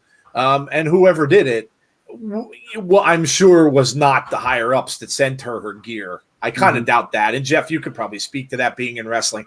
The people that do that mail people's gear out when they're gone, definitely aren't the higher ups in the company, I would imagine. Not at all. Not at all. Yeah, it's gonna be like an intern or a staffer. Yeah. Well, yeah. Well, good for them. I mean, it was definitely the right thing to do. Jim Gore, so she put out a tweet earlier this afternoon with a big, gross looking is the best way to describe it, garbage bag. It literally looked like it was sitting in a closet, probably with her stuff, like her gear or whatever else she had there. packed it all up and sent it to her house, I guess, after she had been let go. And basically she tweeted and said, "Thanks for the care package, WWE," underneath, and then tagged a bunch of people in the WWE. So, yeah, I mean, it's pretty lousy, whoever was responsible for it. And then there was Mr. Meltzer insulting Charlotte Flair. No comment. What a douchebag. Like, literally, what a douchebag he is. Like, why would you? I don't know. Yeah, don't get me started on it either, because really we can have a whole show of airing of grievances just about that. Like, see, again, to me, and I hate to be cynical about it, but to me, it almost seems like he's just trying to get more attention. And as lousy as that is, that's what they do. They're just trying to get people mad and pissed, and then that gets them clicks. I don't know. That's really lousy. I mean, I'm glad Charlotte called them out. Good for her. Good for her. Impact can be really smart with Omega, or with Swann and Omega. You guys forgot Ace Austin got the option. And Moose's contract is coming up very soon as well. So I don't know. They're when you take a look at, and I just took a look at it a few days ago, the contract list for Impact, there are a lot of expiring contracts, a lot, and they're in the next few months. So, man, I don't know. I hope a lot of them don't leave, but there are a lot of people on that list that are gone in the next couple of months. So we'll see. Could be a very, very different lineup for Impact. Yeah. Rosemary's on the list. I know Jordan Grace was on the list. Yeah. I can't remember who else, but there were a lot. Moose, like I said, was on the list. So there's a lot of people that could be out there for the picking for some of these other bigger companies. So yeah, it sucks. It sucks. It sucks. I wonder, did that have something to do with all the releases too? I mean, they could be moving people around. They could know that, a lot of, maybe some of those other people will go to Impact, like Eric Young and EC3 went to other promotions and stuff like that. So there may be just a big shift. Like, you might have some leave from WWE, end up on Impact, end up in AEW. You might have some people leave an Impact and go to NXT and go to AEW. I mean, yeah. It's just a big landscape shakeup in wrestling. There are just a lot of contracts that are over. Taylor Wilde, yes, says On White. Taylor Wilde is coming back. I just subscribed to I Love the 80s. Thank you, Cheese Whiz. Appreciate that. I'm still here, guys. I just got to get something to eat. Oh, yeah. Yeah, no problem. Go ahead. I totally understand. I had a bowl of chicken soup and crackers very quickly when I got home. Chicken soup. Homemade? Mm-hmm. Wow. Yeah, my wife made it. Yeah, my wife made it. So long. I love homemade chicken soup. Love it. My mom used to make it. My wife makes it now. Yeah, I love it. My wife usually uses like the leftovers of a rotisserie chicken. Ooh. So whenever we get a rotisserie chicken, she'll just take like what's kind of left over after a lot of it was picked through, and she'll use that, and she'll use the bone to make the chicken broth. It's really good. Really good. Next cooking with Tassie. Chicken soup. Chicken soup. Oh man. Tonight too, we got to watch the match with Eric Young. He wrestles the entire match with a torn ACL, which is crazy. Which is absolutely crazy. The whole match with a torn ACL. How do they do that? Yeah, I can't even begin to, like, I know you get adrenaline rushes, and a lot of times like basketball players and football players will tear their ACL, baseball players too, and they'll just get an adrenaline rush, and they do that. Like, I've heard of football quarterbacks going out and they kind of play a little bit with that, but I don't know, like wrestle when you're taking shots and stuff like that through the entire mat. I have no idea how he did it. No idea. Paul says, I can't see Moose going to WWE. I can certainly see him going to NXT. Maybe not the main roster, but I can certainly see them wanting a big man in NXT. I can see him going against Karrion Kross. Yeah. They have a history. Yeah, that's true. That's true. Yeah. EY is a tough SOB, says James Shattuck. He is. It's crazy. He is. Good segue, James, by the way. Thank you. We will all be around after the show. We have a show after the show that is non-PG. That's why I said that. Good segue. And we will be around for that. That's called After the Impact. We start 15 minutes after we end this. So don't forget to join us, especially tonight, because we're going to give our predictions for Rebellion. So we're going to kind of do a prediction show. We'll cover what happened here tonight. Obviously, we'll go over what's going on here in the show. You can give us your scores during that show, and then we will have our predictions for Sunday's pay-per-view. So come right back. Go take a little break. Take a pee break. Have a drink. If you're Chris, go smoke them if you got them. Whatever it is you do, just go Scooby snacks. Go and do that. Have some munchies. Well, whatever. I'm just saying. Whatever it is you need to do. And then come back at 10:15. What's funny about that? It's funny about that. Tuesday was 420, and players came back in the clubhouse. They were like, "Dang, it's strong out there." Like, dude, See Wrestling mentioned that. I didn't even know 420 was even a thing. You could tell how much of I didn't even know what that was. He's telling me that because of the tweets that Bray Wyatt was sending with the dude. What was he? That dad channel, and now he was tweeting back and forth with the dad channel, and then Morrison came on, and Morrison started going back and forth with Bray, and he's like, it's 420. They're all smoked up. I'm like, oh, okay. Is that what it is? Oh, Jake something. Man. Jake something is in there with the ex-tag team partner of Rohit. Mm-hmm. Big elbow by Shira. Goes for a cover. Not even a 1 count. Jake something kicks out. 2 big men going at it here. My arm and hand is dead, says other mother. That's not a good thing. That's not a good thing. Paul Carpenter says real chicken soup with real chicken pieces and real vegetables pieces. Sprinkle hot sauce, glass of water, maybe some garlic bread or bread and crackers. Yeah, I had crackers with it. I always eat crackers with chicken soup. I have since I was a kid. Hot sauce sounds good right now.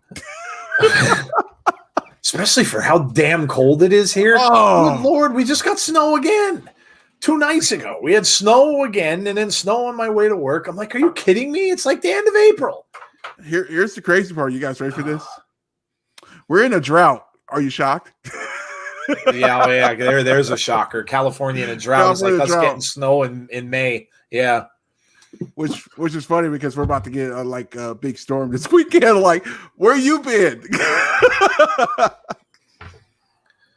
Oh man. Delani Otero, why are you saying crisscross? Jump. Is that what you're doing? Daddy Mac will make you. Crisscross will make you. Yeah. Jump. F Snow said DJ Grass. Right. I agree. I absolutely agree. I wonder how Matt Stryker really feels about being replaced by Mauro Ranallo to call Swann versus Omega. Yeah, I don't know. I can't imagine that would bother him too much. That'll be cool, though. Yeah. Having Mauro call that'll be really cool. Big shots here by Jake something to the head of Shira. Oh, a huge discus clothesline knocks him down. All I could smell was weed when I went to our main town last week. To be honest, it's a shithole, so I'm not surprised. Wow. Oh, Rusty Shackelford has joined us. Hello, Rusty. 2.5 inches of snow in Indiana. Yeah, I can believe that. You probably got the same storm we did. Snow? What's that? Is that Rohit? Oh, it is. Oh, that is Rohit in his in all black leather. Look at this. Oh, he interfered. 2, 3, and he cost Jake something to match. Helped his old partner. They were going at it for a little while, and now he helps him win. Look at they're back together apparently. Well, that didn't there last you go. long. Yeah.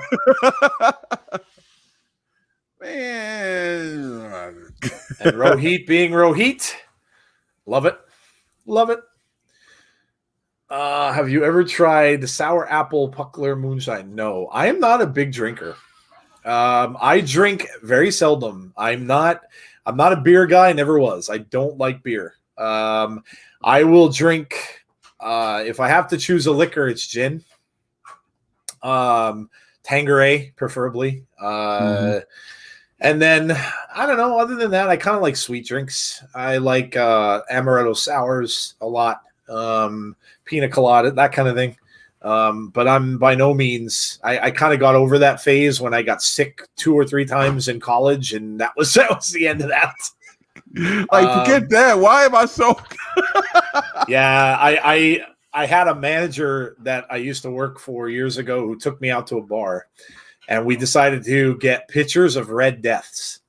Well, Red Deaths are an Alabama Slammer and a Kamikaze mixed.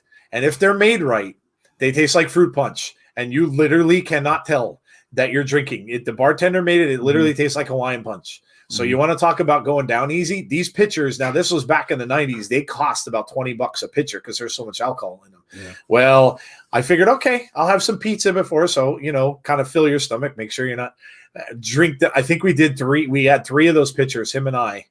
By the time we were done, I literally got out of my bar stool to go to the bathroom, and I'm seeing 3 of everything in the bar. And I'm like, oh my God. Like I would never promote this. So please don't ever take that way, because no one should ever drive when they're like that. But I had no choice, and I had to drive home. Now, thankfully, someone was watching over me, because I was seeing 3 traffic lights and 3 of everything on the way home. And luckily, there was no one on the road. It was really late in the morning. And yeah, so that was my one time ever doing that, but it kind of scared me straight, and I never did it again. But yeah. It's a fun fact.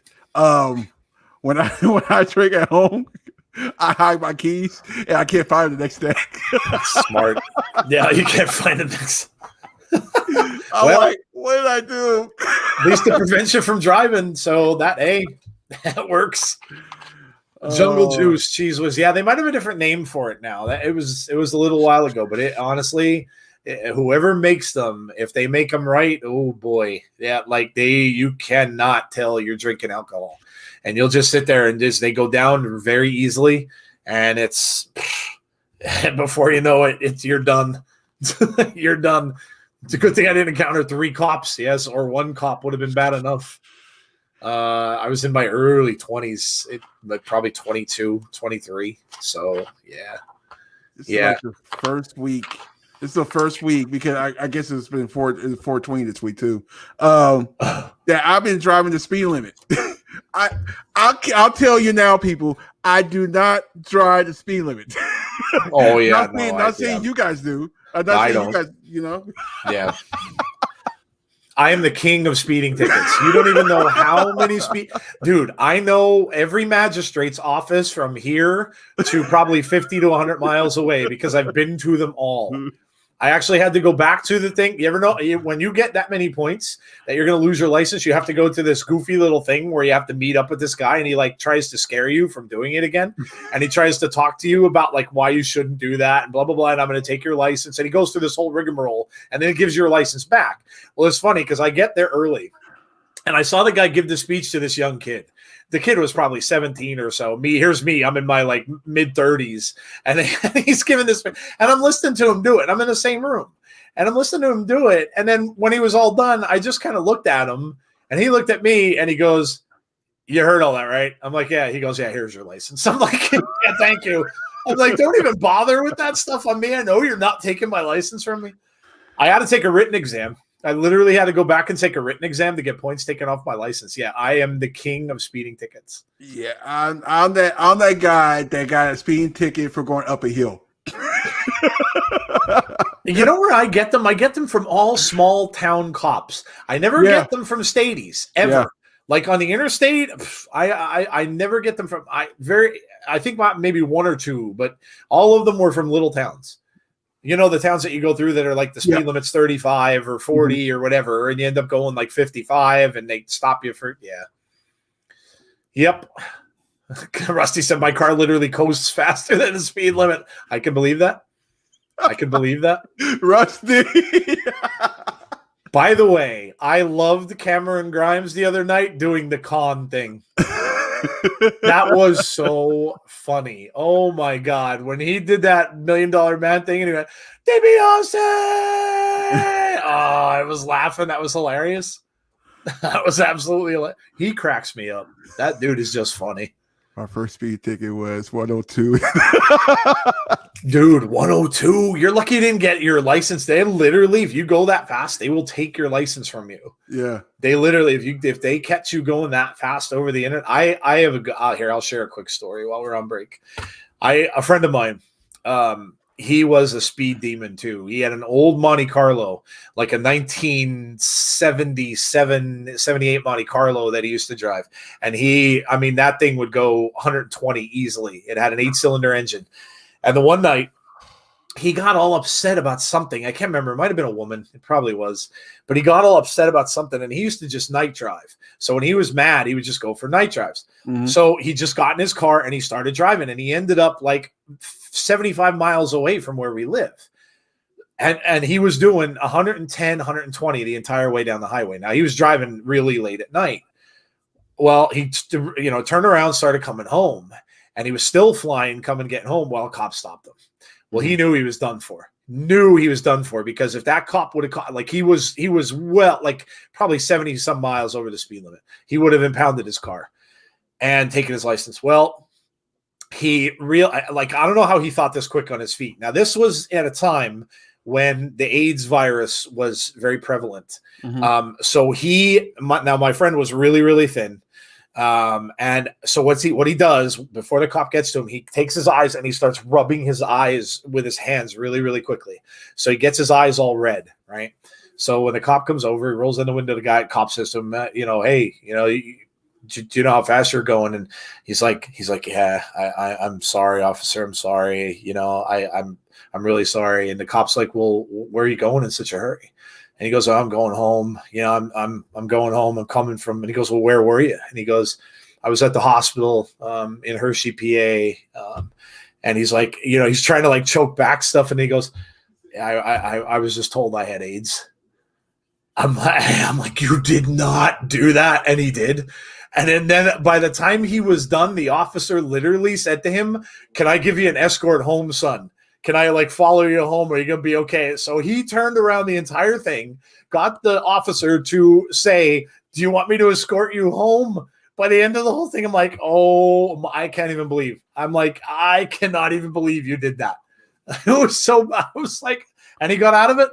It was just completely lucky like that. The one time, another time he was heading to a party, same car. And he had bottles of alcohol in his car. Must have had 5-6 bottles of alcohol in his car that he was taking to a party. So all this liquor in the backseat of his car. Again, he's flying. Cop comes out right when the officer was going to pull him over. Now, he had been drinking as well. He whacks a skunk. Right at that moment, hits a skunk. So you know how bad skunk smell is, especially when you just hit it. Well, right before the officer comes over. So all the officer could smell is skunk at that point. No liquor, he quickly moved all the bottles, pushed them under the seat and all that stuff. The officer didn't see him anything. He ended up getting a ticket, but did not see any of the alcohol and did not smell it on his breath because he hit the skunk. He was just super lucky with stuff like that. So crazy. Holy crap. Crazy. Yep. He was the best man at my wedding, actually. Yep. Dude, I don't go super. I ain't gonna lie. I don't go super fast, but I go enough where I was like, okay, I need to know where these CHP is at all times, so I know. But yeah, I don't go super fast. I learned a lesson a long time ago for that. Yeah, it's not good. Obviously, stay away from that. Those of you who choose to drink, do not drive. Mm-hmm. That is the worst. That is the worst. Because most of the time, it's not you that ends up getting hurt. It's usually someone else. I knew a person who went to our high school who was drinking, hit an older man as he was walking across the street and killed him. And then you have to live the rest of your life with that. It's horrible. It's horrible. So something that really surprises me is how soft-spoken Velvet Sky is on NWA Power. I haven't been watching, Jim. Has it been good? I haven't had time. I really wish I had more time in the day. Because I would love to get back to watching it again, but I have not watched it. Oh, we're getting Rich Swann now. This is going to be interesting. This should be good. Did he get you to the wedding on time? Luckily, he did not drive me, thankfully. Yeah, no. I tried to stay out of his car as much as I possibly could.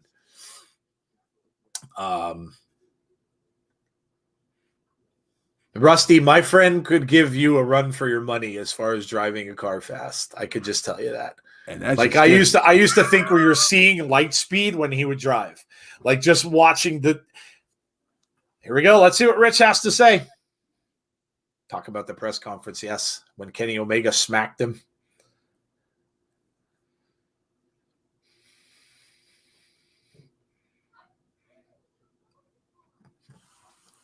The best bout machine, Mr. 7-star.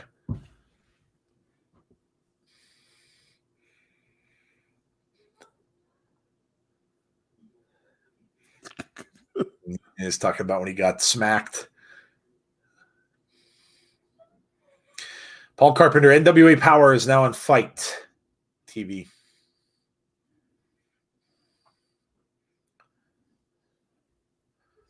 So before I could get hands on him, they pulled us apart. Oh, that's right. I forgot he has both titles. Now, if Omega beats him, does he take both? Pretty sure, right? I'd imagine he'd get both belts. I forgot about that. I forgot he had two. Oh, dude. Uh-oh. Speaking of, there's Don Callis. The invisible hand says, unfortunately, we can't be in the building tonight. Look at the eyes on Kenny. What the hell's that? Kenny looks like he just got out of the shower. He probably did. It's probably recording. Yeah.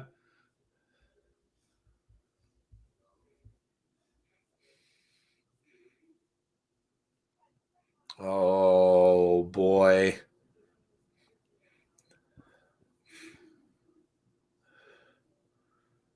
I'm going to stick it to people.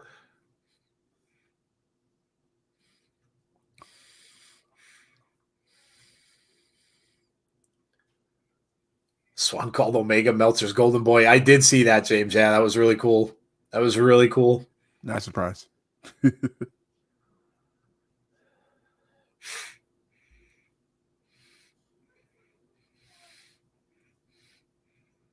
Let me just stroke my ego a little more. Pet that ego.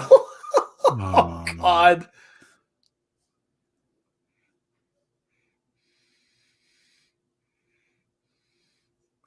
What? Champion of 3 separate promotions.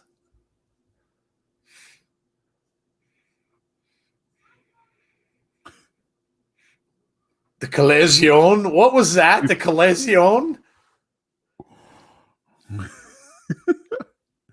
Oh, look at the viewers we lose whenever Kenny comes on the screen. We just dropped from 25 or 20, or I'm sorry, 37 or so down to 29. Gotta go. Can't stand Kenny Omega.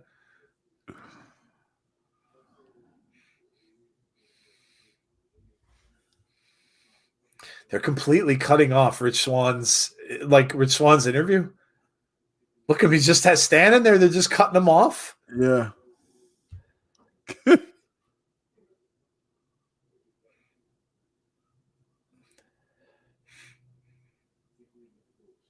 World takeover, he says. Sit back, relax, and enjoy. Oh. Complete disrespect. Complete disrespect.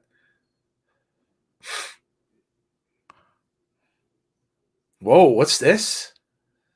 Uh-oh. Moose is coming out. Moose Wait a hasn't minute. been around in forever. With the beard. Does he have a beard? Oh, you're ahead of me. Damn it. Oh, yeah. Damn it. Well, I expect it by now. Oh, yeah, look at that. He's got a beard going on. Oh, what's this going to be? This is interesting. Oh, look at this. Here he comes. What's he going to say? This is cool because we talked about this on our shows. Is Moose going to somehow get involved in this? And are people going to kind of think he's going to be against Rich?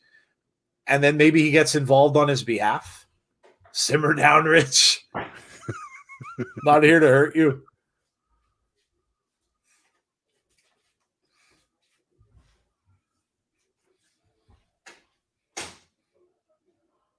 Here to congratulate you.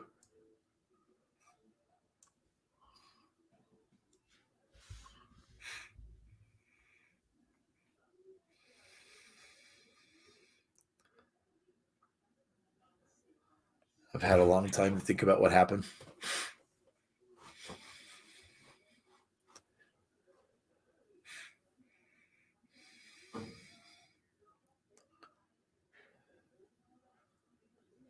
I showed you my hand and you took advantage of me.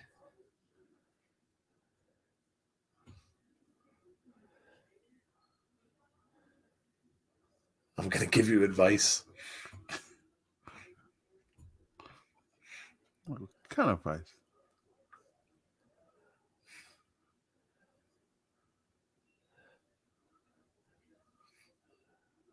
Going against the god of professional wrestling.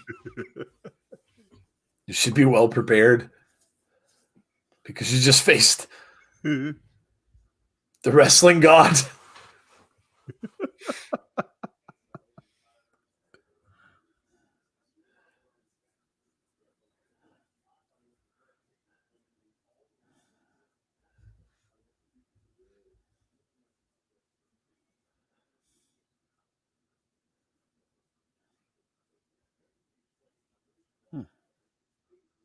Who showed you what pain really feels like?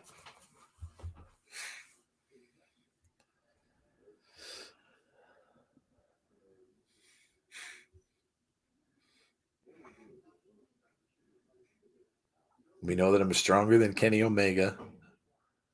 I'm bigger than Kenny Omega. I'm faster. Holy cow. Are they setting this up for Moose against Kenny if Kenny wins? It's a possibility. Oh.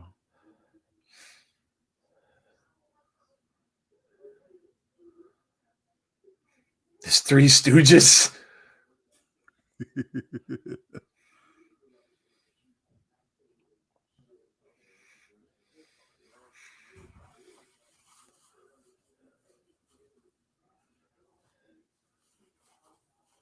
Just tells him good luck. The advice.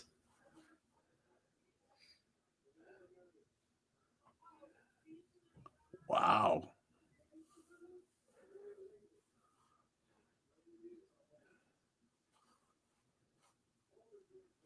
Oh.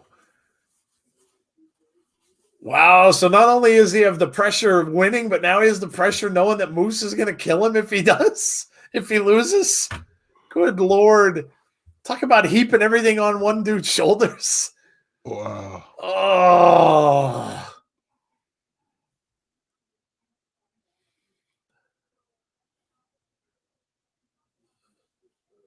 I'm going to win that AEW World Championship. I'll have no problem pinning your ass again. Oh, well, there you go. There you go. Whoever wins, Moose is face whoever. Yeah, that's probably what they're doing then. That's crazy. Whether it's Kenny or whether it's Rich, it's probably going to be Moose. That's going to be next.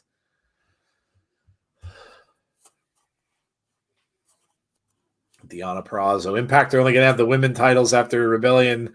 Further proof that Tony Khan doesn't give a shit about women's wrestling. He doesn't want them. Did Moose borrow wrestling god from JBL? Well, everybody borrows everything from everybody. It's no secret. True. You better not lose those titles. Yes, yes. He better not. He better not. Can you imagine that? What a main event. Oh, boy. Rebellion is going to be something else. Going to be something else, guys. If you are new to our channel, and I know a lot of you are not, but if you are, make sure you subscribe to the channel. Also, make sure you hit the like button. Smash the like button, as a matter of fact. Destroy the like button before you leave the video tonight. We'd really appreciate that. And if you want to know when we're going to be on and when we're going to have shows on, make sure you hit the notifications button as well to find out when we will have shows on. And in fact, we've got new stuff going on this week. I already told you about our show after the Impact tonight, which starts at 10:15, right after the show and right after you go do what you got to do and come back. We also have, I think anyway, Jeff, are you still with us or no? Nope, Jeff's eating. I'm here. Okay, do we do hot tag a go for Friday? Yes, it is. Hot tag is a go for tomorrow. There you go. So tomorrow night, it is the return, the long-awaited return. A lot of you have been asking about it. The long-awaited return of Hot Tag. So that is Ron Simmons will be the topic of the Hot Tag tomorrow night. So Hot Tag returns tomorrow night at 6 p.m. Eastern Standard Time. So damn. Yeah, we can. Yes. So don't forget to join us for that. It's been a while, so Hot Tag will be fun to have back, and will be cool to hear from Brandy again as well. So don't forget to join us for that. Oh, this got interesting, Joe and Jeff. Yes, it has, Randy. I agree. Swann has now been threatened by Sammy and yeah, poor Rich, just getting it from all angles. It's like one of those movies where you have like the mobsters. It's like, hey, don't lose this match. I got a bet on you. Right? That's, yeah. Oh man. Enough time to drop some friends off at the pool after the Impact. Yes. Yeah. Well, we'll see. We do that as a courtesy. We know. Most of us have to run to the bathroom after the show's over too, so we're not the only. Literally. If New Japan wasn't somehow involved in the picture, I would say Rich Swann would win. But New Japan really wants to work with Kenny in this storyline about cross-promotion matches. Yeah. C's telling people they suck lemons. What the heck is going on there? I can't see C's comments again. That's because you suck lemons, Emily, says C. Oh, wait, you can't see. Okay. And you smell of poop. What is going on? What is going on? I think C might be drinking. C, did you start early today? Like what's going on? Well, no, it's late there. I keep forgetting that. So technically it would be drinking time. Oh my God. Petey Williams won. I did see. I caught the end of that, and I caught the most of the Decay match while I was eating dinner. But yes, I saw that. DJ Kryptonok says poop. Now poop is going to fill the chat. Poop. When did I stop drinking? So I said, well, there you go. See? There you go. There you go. Oh, man. This stream tonight. It's always crazy. I forgot all about this. Always crazy. But anyway, so yes, don't forget to join the Hot Tag tomorrow. And then right back here on Sunday for what appears to be a great card for, and again, yes, I know the ramifications of the Kenny Omega match, and that will be what chances are everybody will be on for. We will probably see an influx of viewers at the last match, but it looks like it's going to be a great card otherwise. So that's Sunday. Now that starts at 7. I heard earlier. So 7:00. I don't know if it's going to, I can't imagine it'll go to 11. It would probably is going to go to 10. I'm guessing if they're going to start it at 7. So I will be along when I can. Unfortunately, I work till 7 now, so I will be along when I can. So Tazzy, you're going to be able to make it? Oh yeah. Okay. So Tazzy and Jeff will start you guys out. So I guess we'll say, Jeff, what, 6:45 like we normally would? Yeah, I thought I read earlier that it was going to start at 8. So we need to adjust that. But 6:45. I heard 7 on Impact when I just first started watching, unless they screwed up, and maybe that's the pre-show. Maybe there's a pre-show at 7. I don't know. We'll have to look into that. But anyway, if it's 7, we'll start at 6:45. If it's 8, then we'll probably start at 7:30. I guess maybe would be better. Yeah. So there you go. Well, look, Tazzy's quiet. And I know why. There's peaches in the ring. There's peaches in the ring. Fire and flavor. Paul Carpenter said another rapper died. Who died? Shock G. Oh, brother. Jeez. Are you serious? Yeah. Yep. Oh, man. Well, that just took my yeah. Pre-show is 7. Main card is at 8, according to Fight. Okay, cool.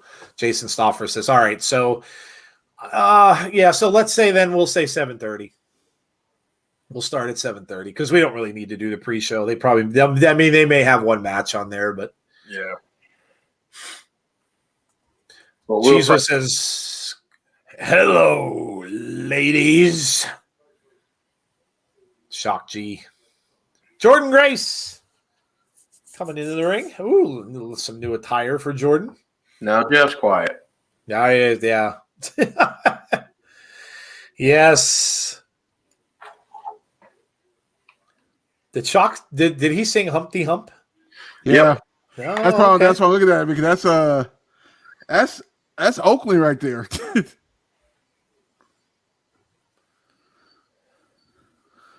Quick start in this. Wonder if we get to see who will be the mystery partner. Do we see her tonight, or do they save it for the pay-per-view? Yep, that's me and Tazzy asked that question earlier. Did you? Mm-hmm. Yeah.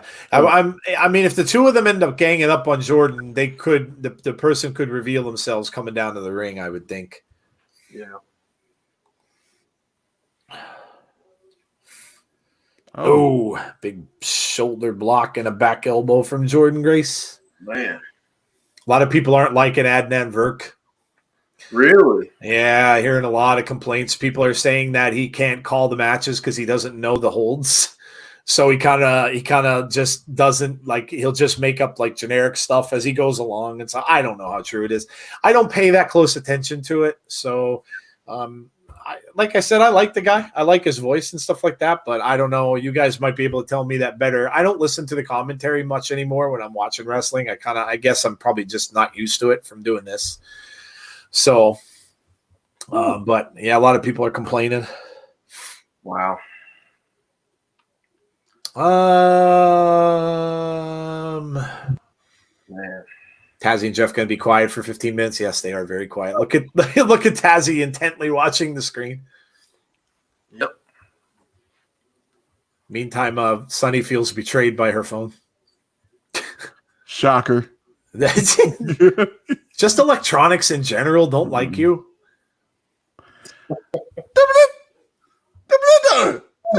Whoa! What? Well, that just made Tazzy's night right there. Wow. Yep. It did. Go no longer. Oh, yeah, here we go. They jumped there. Let's see. Let's watch. Let's watch and see. Wow. Oh, kick to the midsection now. Double teaming her. Let's see what happens. Oh. Keep your eyes out for someone to come down to the ring. Here we go. Rachel Ellering? Wow. Oh. Oh.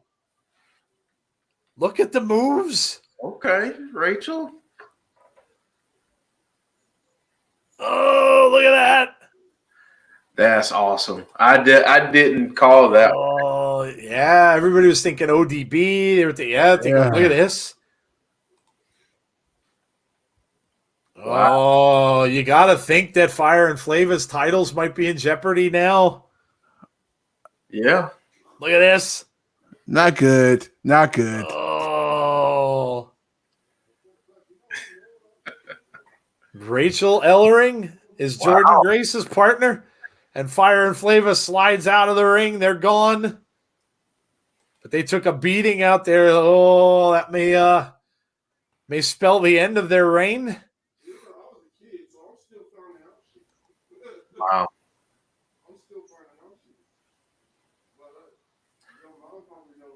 I can hear someone's audio. I don't think it's mine. No, I can hear it too.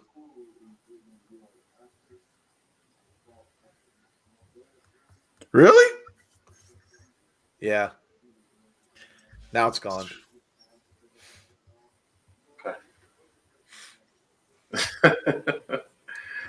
I got everything on my earphones. So how can you do that?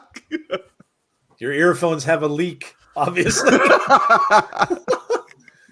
Oh, Rachel Ellering, yes, sir. New tag team champs at Rebellion, says Trent. Wow, Rachel Ellering, says James Chadwick. Did anyone have Rachel Ellering on their Jazz pick bingo card? LOL, no. Not at all. Did not. Hazan says Team Thick. She looks like her dad with a wig on, says J-Hub. Good Lord. Wow. Good Lord. You guys are way ahead of my impact on Axis. That's shocking. We never usually are. But wow. All right. So there you go. We have Rachel Ellering as Jordan Grace's partner against Fire and Flava on Rebellion. So another one to watch. That could be they could drop those titles. So we'll see.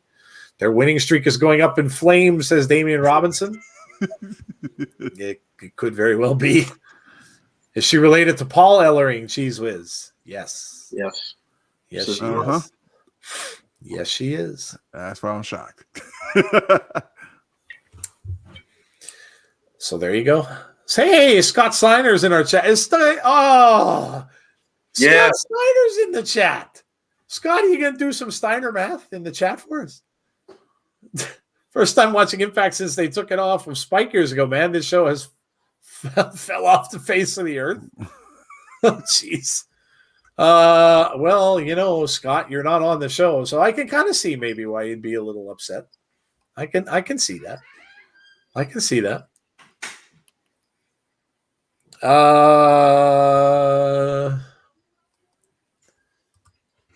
The match just started here. Good Lord, Steve G, you are behind. Wow, dude.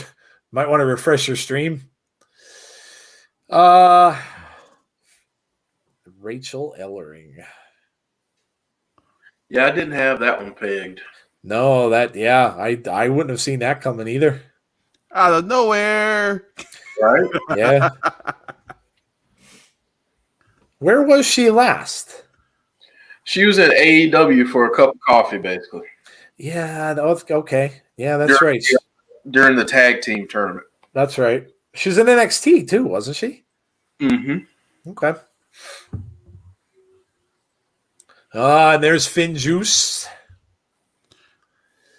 Finn Juice. Why every time I hear that, I'm thinking about Nelly's pimp juice. Gin and juice, Finn juice. My Finn bloody juice. internet, says other mother. Well, you between you and Sonny, you might have one half of a good internet connection between the two of you. You should get together and I don't know, like make join streams somehow, and maybe like the both of them will lead to one good one. Why am I not surprised? My bloody internet, like my bloody Valentine. That was a good one. That's a good horror film. Go Steiner math. Oh, there it is. Where'd you go, Scott? Where'd you go? Apparently, he went to do Steiner math. That's where he is. He went to do the ad. There it is. See, he says, hey, my promo from 2008 is on the Twitch stream. Yes. Yeah, it is. We see it. We see it. One of the best promos ever, Scott Steiner. Oh, man. Man. Always brings a smile to my face. See, this, after you've had a really crappy day. It's a good thing to watch. Steiner math. Yep. Just put Steiner math on and giggle. Yeah. Oh, speaking of laughing, did you all see my I think Jeff, I know you saw it. Did you see my Danhausen mask? Yeah. Dude, that was the best thing I bought in ages. That was the best thing I bought in ages. It's so cool. Where the hell did I put it? Very nice, very evil. Yes, I became Hosthausen. I'm Hosthausen. It's so cool because when I saw that, I'm like, oh, I have to buy this. It literally was it's in one of the old time costume boxes, and he decorated the sides and he made it look like exactly like one of those 80s costumes that you would get. And the mask is just like that. It has the little rubber, like the string on the back, and then of course the plastic thing. Oh, it was so good. I was like, I have to buy this. It was really cool. It's really cool. I have to see DJ. Go look. I shared it on Twitter. I put it on Twitter. In fact, it's my profile picture now, I think, on my personal Twitter account too. So, but I loved it. I thought it was fantastic. I'm like, this is the best thing I've ever seen. And I couldn't get one when he first sold them because he had them out a while ago. And then I saw they put up a sale of, they were like a little bit, they had small flaws on them. So like maybe the paint might be off here and there or something like that. But I'm like, screw it. Who cares? And I just ended up getting one of those. So, but I was glad I got one because the only way you could get them was I think in one of the box set or something that he did. They say all men are created equal, but I'm a genetic freak. Yes, Scott, you are. You certainly are. Absolutely. Destination X. AJ Styles. AJ. Oh, look at the blood. Christopher Daniels. Look at the blood.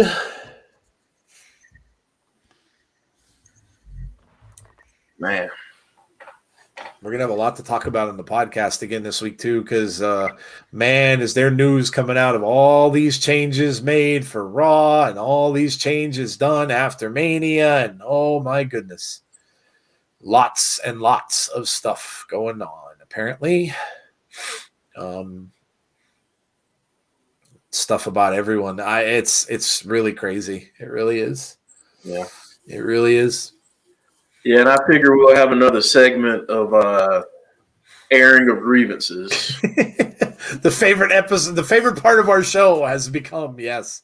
Yeah, we'll definitely have to do that. We'll definitely have to do that. I was not at all happy about both things that happened today. That whole thing with Mickie James teed me off, and then the thing with Charlotte really upset me as well. That's just stupid. Stupid and just horrible.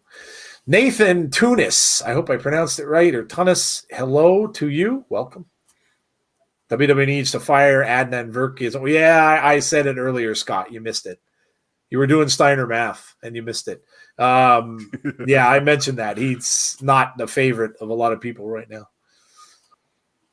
They said that he just doesn't know wrestling well enough. Look, give him a chance. I mean, he is coming from ESPN. He's coming from a sports background, and he's done podcasts and stuff like that. And yeah, he was really good on ESPN. He really was, and he was good in his podcast as well. I think it's just going to be a learning curve, and you're bringing him right out of that kind of atmosphere into wrestling, and maybe he will. Who knows? I mean, we don't know his background and stuff. We don't know. Maybe he never even watched wrestling. He may have not have been a wrestling fan, so it's going to take him a while. That's why they have the other people that they have with him, because they could kind of, work with him and balance that, because, he doesn't know it as well. So give him a chance. It's brand new. I mean, even McAfee said he did shitty. So he came on afterwards and said I was lousy. So, I mean, even he even said, I mean, I love his energy. I just love how he's standing up during matches and stuff like that. So Pat's got energy, but even he came out and said, I was terrible. So, yeah, I think they got him in the right spot. That's perfect for him. Well, what that's going to lead to. Adam Cole's going to SmackDown. You absolutely know that Adam Cole now is going to SmackDown. Yeah. Would be shocked if he didn't. Shocked. So, also word coming down the pike that apparently they're going back to Saudi Arabia before the end of the year. Wow. So, kind of saw that coming, I guess, too. Can't miss out on that big money that they get from over there. I'm just curious how many people are going to, let's say, opt out. And they'll be like, I'm not going. Do you remember the ordeal that they had where Vince flew his jet out, and then whoever he took on his, and Brock Lesnar got out of Dodge, and then all the other wrestlers got stuck on that plane and were grounded and couldn't go. And then when they came back, that led to probably led a lot to the Good Brothers being let go, because they were one of the most boisterous, when they came off there and said, we're done. We're never going back there. And look, you can't blame them. So it's going to be interesting to see how many people, really are going to want to go over there when that happens. So Adnan called the Viking Experience the Viking Express. Did I miss the part where the Lucha Express from AEW, the Viking Experience, became a team? Well, like I said, dude, it's new. I mean, I don't know, Scott. You were once a young rookie in the business too. I'm sure you've made some mistakes in your career. As we all do when we first get a new job. Mm-hmm. It takes some time to develop experience, and so it's only been a couple weeks, so give the guy a break. It's like when you first start in any job, it's not easy. So Saudi Arabia, why would they go back there? Sonny Wolf, I will say one word to you. Well, two words. Billions of dollars. That's why they're going back there. Billions of dollars. Oh, and Goldberg was back in the news today too. Thank you for reminding me. He said he has at least one more match that he signed for this year, and then 3 more the following year. So we're getting Goldberg at least 4 more times. And one of them will probably be SummerSlam. So get ready for Roman. Get ready for Roman versus Goldberg, probably, is what I'm guessing. At SummerSlam this year, or maybe they'll hold them off till Saudi. We'll see. Do Saudi. Sami Callihan. I'll happily skip the Blood Money shows. Yeah. Apparently they do. They've done all right with COVID, so it might be at least be nice to see 100% crowd. Yeah, I don't know. See, I can't unless they're forced to go. And I don't know that they want that kind of heat where they'd be like, yeah, you have to go, because I don't know. I mean, if they're going to be like voluntary about it, I can bet you, just because of the fact that you're going to a different country, you're going to a different part of the world. There's, skepticism. I know, who knows? Maybe even by then, a lot more people have had the vaccine and stuff like that, so they won't feel as weird about it. But you got to kind of think the ones with the families and stuff, with the young children at home and everything like that, may not be so keen to go. So I don't know. It's going to be interesting to see how they do that. Actually, we just played a team that's completely vaccinated. I was like, wow, they don't have to wear a mask or nothing. That's awesome. Yeah, I know. It's so weird. So that's why I like saying this: get vaccinated if you have not. Yeah, just to get it done. Yeah, more and more people can now. I think they're up to age, or they're down to age 16, I think, in my area. Yeah, so, they're 16 over here. Yeah, I mean, it's really going to be a wonderful thing. It looks like it's going to be something we're going to have to live a lot of the rest of our lives with. You're going to probably have to get that vaccine like you do the flu, probably every year, or some of them every 6 months. So, yeah, it's just going to be part of how we live until these variants stop spreading and everything else kind of calms down a little bit, I guess. But yeah, if you can, go ahead and do it. It does give you that, I mean, I still have to wear a mask at work, and work will make you wear them still. So it's not like you get out of that totally, but we, at least you can have that freedom. Like I told you guys about, when I went to a restaurant the other day, and you're actually able to sit down and eat a meal in a place like that and not have to be scared to death that you're going to get sick. So, as Swann said, I got mine. There you go. Thumbs up. Yep. Get my second one in 2 weeks. Chad just said, "You are old." What do you call me, old bird? Chad, what did I do to you? What did I do to you? If Rich wins, AEW will explode with sadness and hate. Big Papa Pump doesn't need the vaccine because I'm a genetic freak.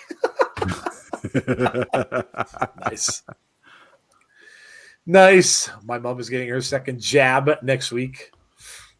Yeah, my wife and I have both had both now. My daughter, I think, scheduled now. My youngest is scheduled to get hers. My oldest had one. My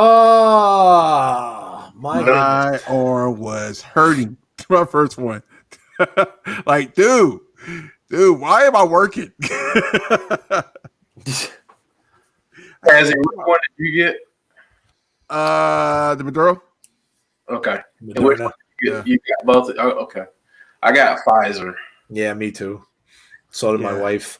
My oldest ended up getting the Johnson & Johnson one before they pulled it. Oh, really? So, yeah. I was supposed to get that last week. They changed it at the last minute. Yeah, they pulled it off the market because they said people were getting blood clots and stuff from it, which that's not good. Whoa. We're starting the main event. Interesting. Well, I mean, it is by design. 3, Joe. It's already. Oh, yeah, that's true.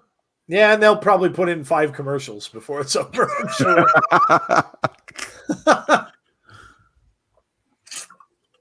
Yeah, Swann. Eric has a torn ACL in this match. Yeah, that's crazy for me to think about that.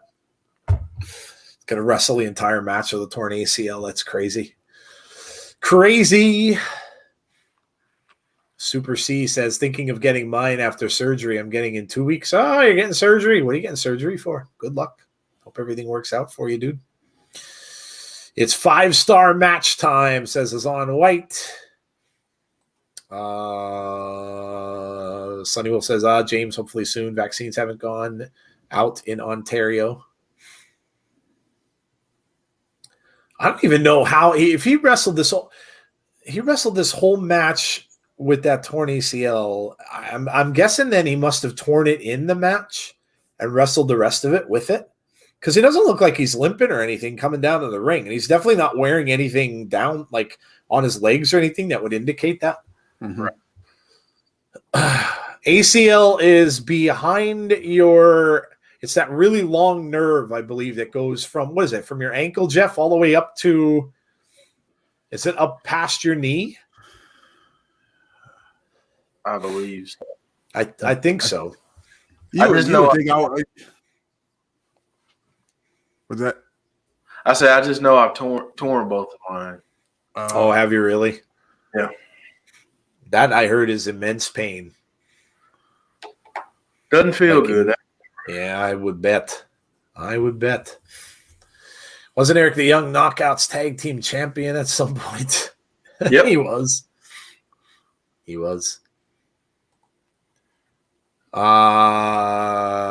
tore it in the match with okay, so he tore it during this match. Yeah, it makes sense. Lashley. Bobby Lashley.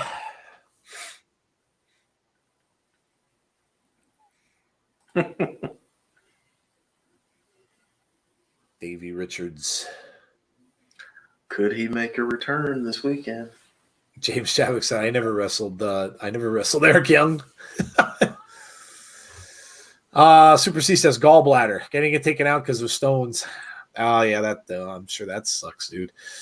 Can't wait till everything gets resolved. Been dealing with that and liver issues. That's now resolved since December. Well, good luck with all that. Hope it goes well for you.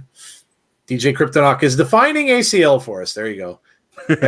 Every stream needs a guy that does that. One of the strong bands of tissue that help connect your thigh bone, femur, to your shin bone, tibia. Well, there you go. There you go. I can't wait. You would think I would knew that being in baseball.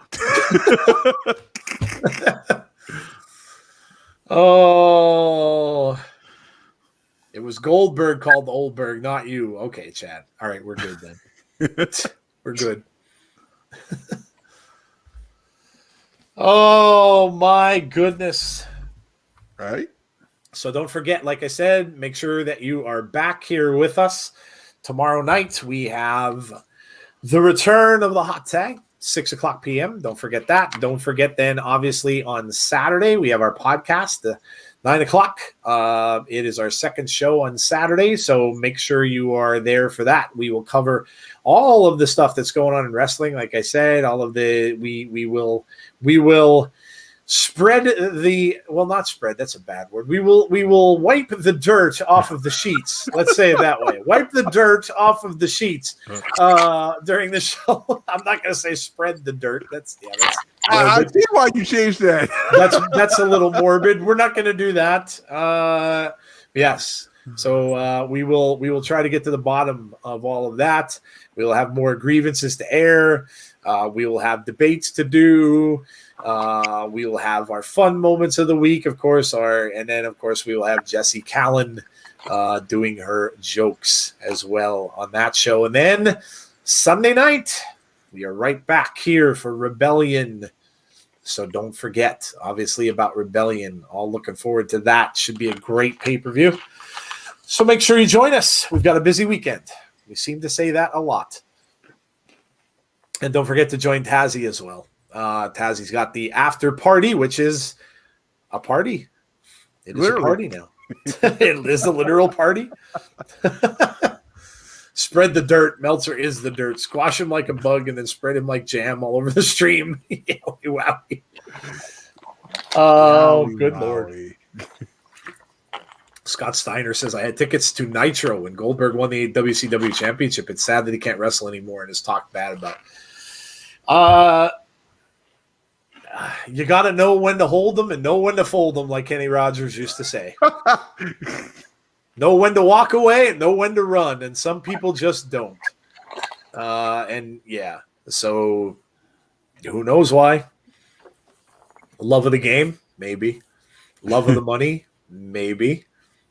Nobody knows. So yeah, somebody just, sometimes you just need to know when it's time to pack it in.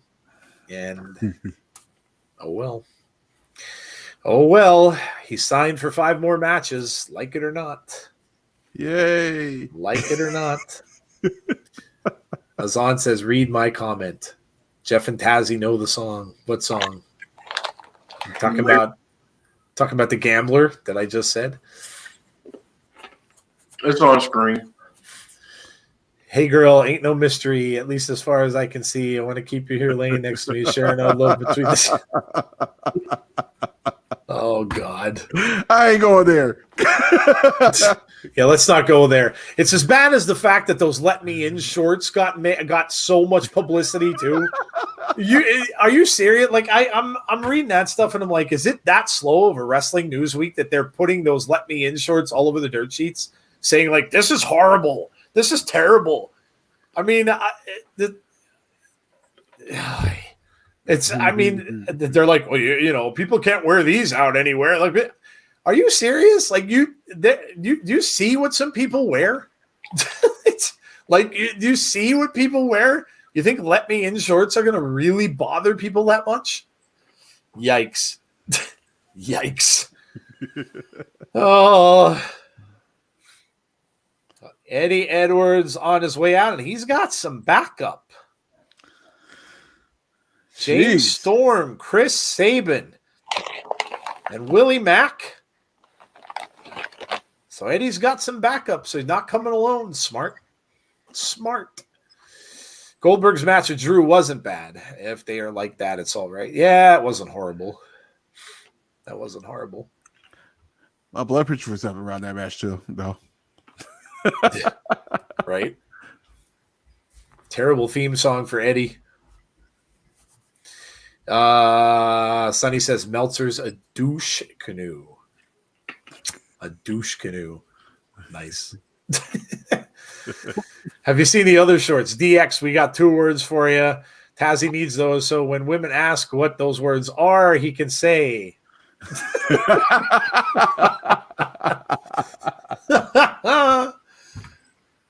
I mean, somebody decided to make a kind of risque batch of shorts. I mean, it's not the worst thing you're ever going to see. My God. We were talking on our 80s show last night about all the clothing that was worn in the 80s. Like, you think these are bad? Yeah, I mean, yeah. We got into a discussion. Some of the women in chat were talking about halter tops. Like, those things actually literally got banned from schools. They could not wear them to school. So, like, yeah, I mean, shorts with "let me in" on them, yeah, whatever. We are underway, and they're advertising the watch. I may have to watch this tomorrow because we don't have anything to do. So I may have to watch movie night with the Good Brothers and watch Meatballs. It is so – that movie's great. If you've never seen it, watch it. It's hilarious. It's one of Bill Murray's earliest films, and it is so much fun. It's about summer camp, and if you've ever gone to a summer camp, especially, you know, whether you were in the Boy Scouts, whether you were with groups of people who went to summer camp, that's what it's about, and the crazy things they do at these camps. And Bill Murray played a camp counselor who was insane. And a lot of times when you went to these camps and stuff, you'd have these kind of guys that were there. But it's just really good. It's a fun movie. I'm getting the hot rod shorts. Oh. See, you're the issue. You're the problem. This is why they're making dirt sheet things about this. It's all because of comments like that. Let me in. Let me in. I want shorts with "let me in" on them. That's what Vince was saying. I'm trying to see where he injured. I don't see nothing yet. It must come later. You'll have to watch it. Yeah, you have to watch and see. Oh. The Meatball movie commercial. Oh, he said, "Are you kidding me?" It'll be our final commercial break. Maybe he injured it during the commercial break, and we're not going to see. That wouldn't surprise me. Meatballs is awesome, Chad. It's a great film. Meatballs. It's a great classic film. Amazing Red. Amazing Red. Oh, and there is Mr. Samoa Joe, who will be one of the hottest free agents out there when July rolls around. We'll end up seeing where he goes. End up seeing where Joe goes. Christian Cage. Yeah, that'd be cool. I'd love to see him come back to Impact. Bring that tire back. I like that. Christian had a match last night with Hobbs. Yeah. It was a pretty good match. Mm-hmm. It was a pretty good match. Christian looked pretty good.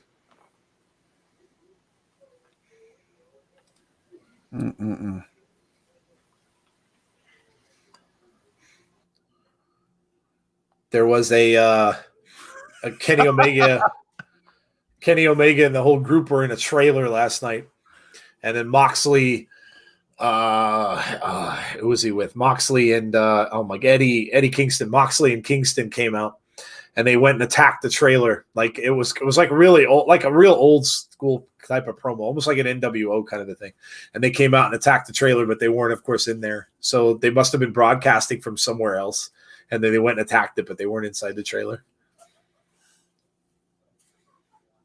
Samoa Joe should have been WWE champion. Yeah, I agree. It's hard to believe that he went through there and wasn't.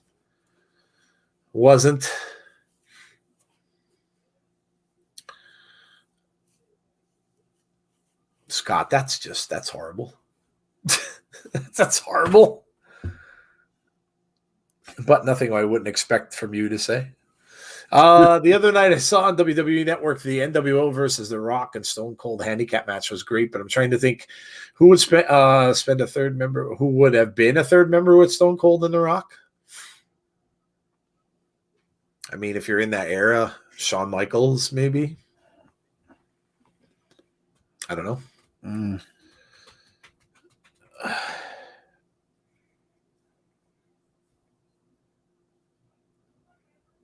Amazing red pin Samoa Joe. Kane. Jeff Samuels talking about Kane. Kane. Kane. Oh, Kane. My Kane. My Undertaker. Oh, my Undertaker. I got the best news ever. You know what? Like 2 days ago, I was watching some YouTube videos and I got the best. So me being a big Friday the 13th fan, and I have not given up playing the game. The video game, I still play it all the time. And I know it's dead. Like they can't do any more new content for it because of the lawsuit. And I know it's dead, but I love it. Well, I found out a group of developers got together and they're finishing the game. So they're literally making all the levels that Gun Media was going to make, but won't because of the lawsuit. But they're just doing it as kind of like you can only play it on the computer version. And you have to download like their, the things to get it to actually do it. But I saw some guy playing it. Oh my God. You can play with Jason X. So it's and they have the space station where he was, so you could play the whole board with the space with where you were in the spaceship, and then you go around with Jason. It's phenomenal. I literally had to buy. I went out and bought because I very seldom ever play games on my computer unless it's Warcraft. Mm-hmm. But I literally went out and got a controller for my computer, and I've never owned one. Well, I bought one because I'm like, oh, there is no doubt I'm playing that when that comes out. They also had the whole Jason Takes Manhattan thing too, where they're on the boat. I'm like, oh my God, this is phenomenal. So I know where I'll be spending all my time when I'm not doing podcasts or I'm not at work when that ends up coming out. I can't wait. Oh, Motor City Machine Guns now at Victory Road. I'm hoping the Steelers get Najee Harris in the draft. I got his autographed college rookie card. That's cool, Chad. Yeah, the NFL draft is rapidly approaching. Next Thursday. Yeah. I'm hoping the Cowboys get a cornerback. I'm hoping for Patrick Surtain, but I have a funny feeling somebody's going to jump us and get him. And knowing history, it would probably be Philadelphia because I literally hate the Eagles, and they have a tendency to do that. They will literally jump Dallas, and they'll pick other people. So I'm hoping that's not the case. I'd love to see them get him. This is a long commercial. Well, this is when Eric Young got hurt probably, and they're just not going to show you. Jason Takes Manhattan was the best Jason movie, not according to a lot of actual Jason fans. I enjoy them all. The only one I didn't care for was Part 9. I didn't like that one as much. Although I'm kind of, I don't know, it's kind of grown on me. I like them all. I'm just a fan, so I like them all. But Part 9 is probably my least favorite. Although the ending is really cool. The last 15 minutes are really awesome. But he really wasn't in the movie all that much, and maybe that's why I didn't like it. Yeah. I've got Friday the 13th on PS4, played a lot. Cheese Whiz too. Yeah, man, so do I. I play all the time. I've never been killed as Jason. Ever. No one's ever killed me. So there you go. That's my claim to fame. No one has ever killed me as Jason. I am a backer. So literally I'm a backer of the game. My name is in the credits. So literally my last name is so long, you can easily see it. And because there were a lot, and I'm looking down, I'm like, oh my God, there's my name. So I have my name in a video game. It's pretty cool.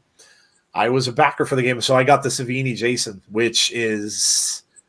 that's why I love Tom Savini. It's amazing. That Savini Jason is so cool. It's like the Jason back from hell, and you can see like fire coming out of the eyes of his mask. Oh, he is so cool looking. He has burned like ashes and flames like in his chest. Oh, it's so awesome. Oh, here we go. We're back finally. He's got Eddie tied up in the ropes. I'm trying to see if he's limping, but I can't. It doesn't look like it. Well, now Eddie Edwards is grabbing. Maybe Eddie Edwards or his ACL, and they just got it backwards. They're even talking about the ACL of Eddie Edwards. That's the crazy part. Back into the ring apron. I mean, if he had it, like you can't. He's not limping or anything. He's not favoring it. So you can't really tell. And he said he wrestled the whole, I think the quote was the whole match. Whole match, yeah. Yeah. So, I mean, yeah, it must have. I mean, look at this. He's jumping off the, like, I can't, that's crazy. I can't even see how he could have done that. Jesus said, you're the one that keeps killing me. There's Rhino. Oh, Rhino sneaking over.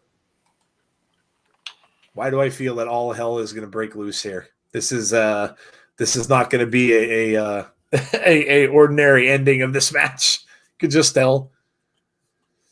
Walking Dead. Oh, Telltale Walking Dead. Those are awesome, Paul. I played them all. Yeah, I played them all. I like Telltale games. They were really cool. And it's sad that they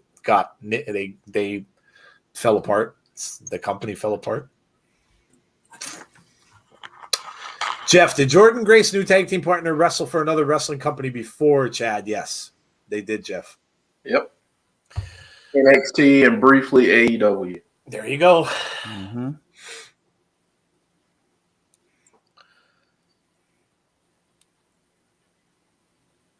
Eric Young's got him in that headlock here, trying to.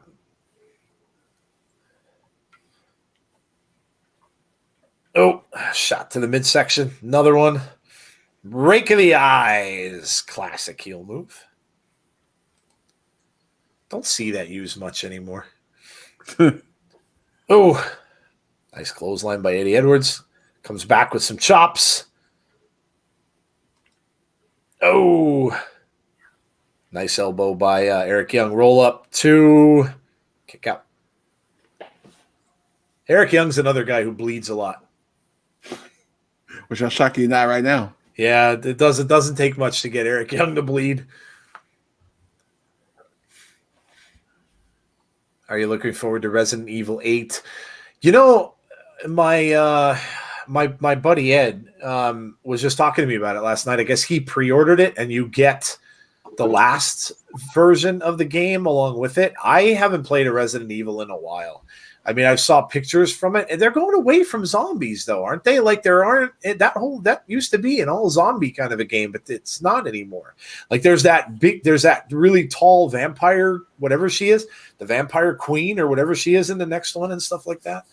I haven't played one in ages, Jim. So I don't know. I mean, Ed told me that the last one was really, really good. He said it was actually really, really scary too. He told me though, no possessed children or contorting women, so that's good because I definitely wouldn't play it. Eric Young now up on the bottom rope. Until Dawn was great. Yeah, I like that game. Rami Malek played the lead character in that.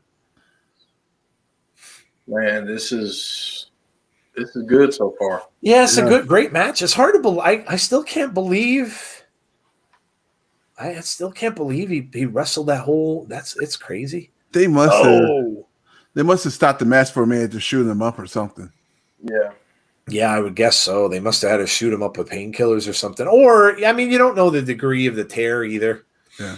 Maybe it wasn't. Maybe it was a partial tear. Maybe it wasn't a. Because I just know from seeing like pro sports games and stuff, you full tear that, I don't even think you could walk. Right.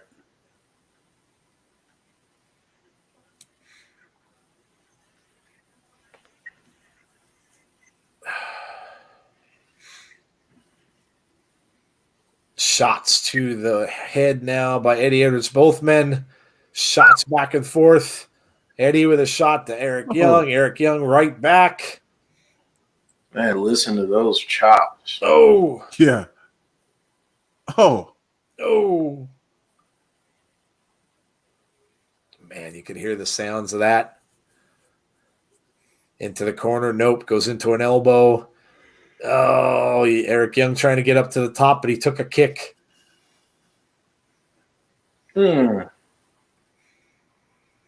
Nope. Got out of it. Oh. Oh. 1, 2. Nope. Kick out. Kick out. What does Eddie Edwards have to do? Could it be kayfabe injury? No. No, it's a legit injury. Oh, that is so awesome.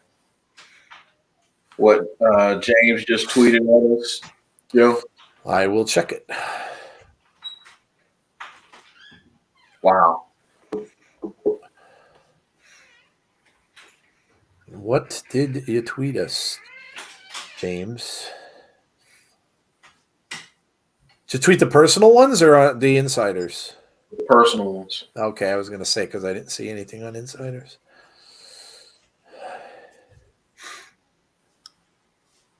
First edition of my own comic book. Oh, no kidding. Look at that. A couple months to get it done, but I'm super excited to have this on my website. Thank you, Guardians Comics, for doing this project with me. Go and order. Oh, wow, dude. That's awesome. Look at that. That's really cool. Good for her.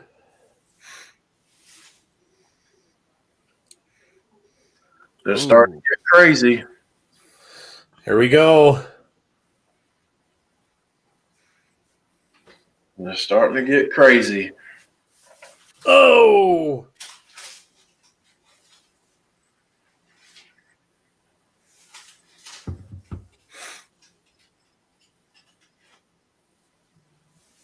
This is an excellent match. You know what? These two guys never disappoint. No. Eddie Edwards is just a warrior out there, and he's always in these really long matches. And the same thing with Eric Young. Now, there it kind of looked like he had a little bit of hard time getting up. And there you go. See, he's limping there. Yeah, I see it now. You saw him limping there, but now he just took a shot off the guardrail, which probably didn't feel all that good. Oh, here's pandemonium. Yeah, I figured that was coming. Shenanigans. Yep.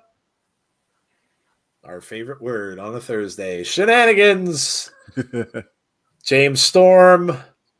Cousin Jake getting into it outside the ring. Rhino. Eddie Edwards climbing back in. Doring trying to hold him outside, but he kicks him off. Eric Young is back in. Eric Young with the roll up. 2. Yeah, Eric Young gets him.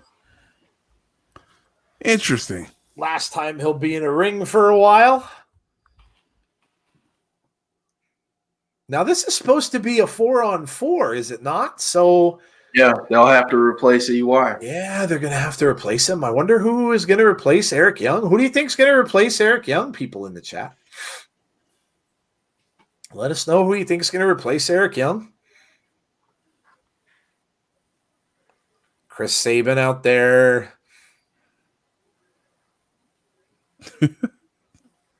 This is a mess right now. Oh, yeah.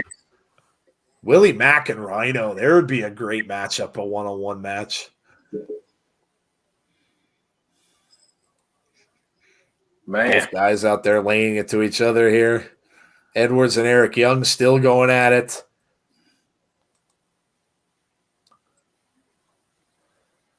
Man. This is going to be our lead out probably. Yep. Just going to go out battling.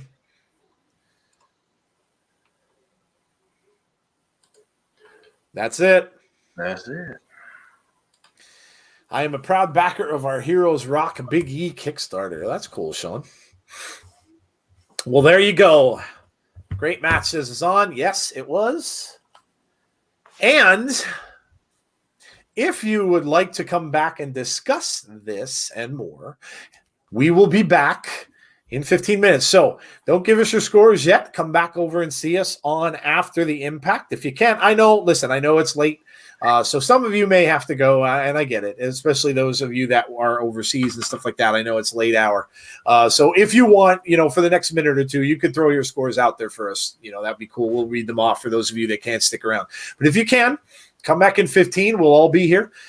We will talk about what we saw on Impact, and we will give you our predictions for Rebellion. So we will do all that. Don't forget, it is a more laid back stream. So it is it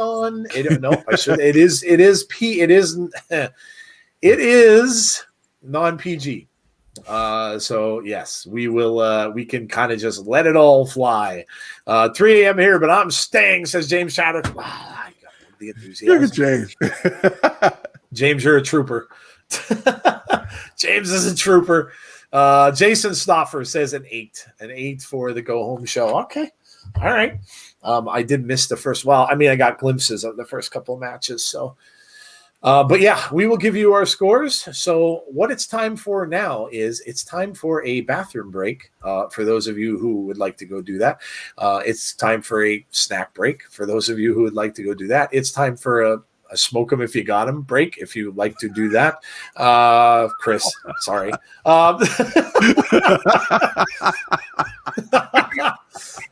So we go and do that. But yes, meet right back here in 14 minutes, and we will see you all for after the Impact. Thank you all for being here with us for this stream. If you can't join us, we hopefully will see you on Sunday for Rebellion. So we'll hope to see you then. Even if we can't see you, like we always say, stay safe, have a great rest of your night, and hopefully we will see you all for After the Impact in 13 minutes. See ya!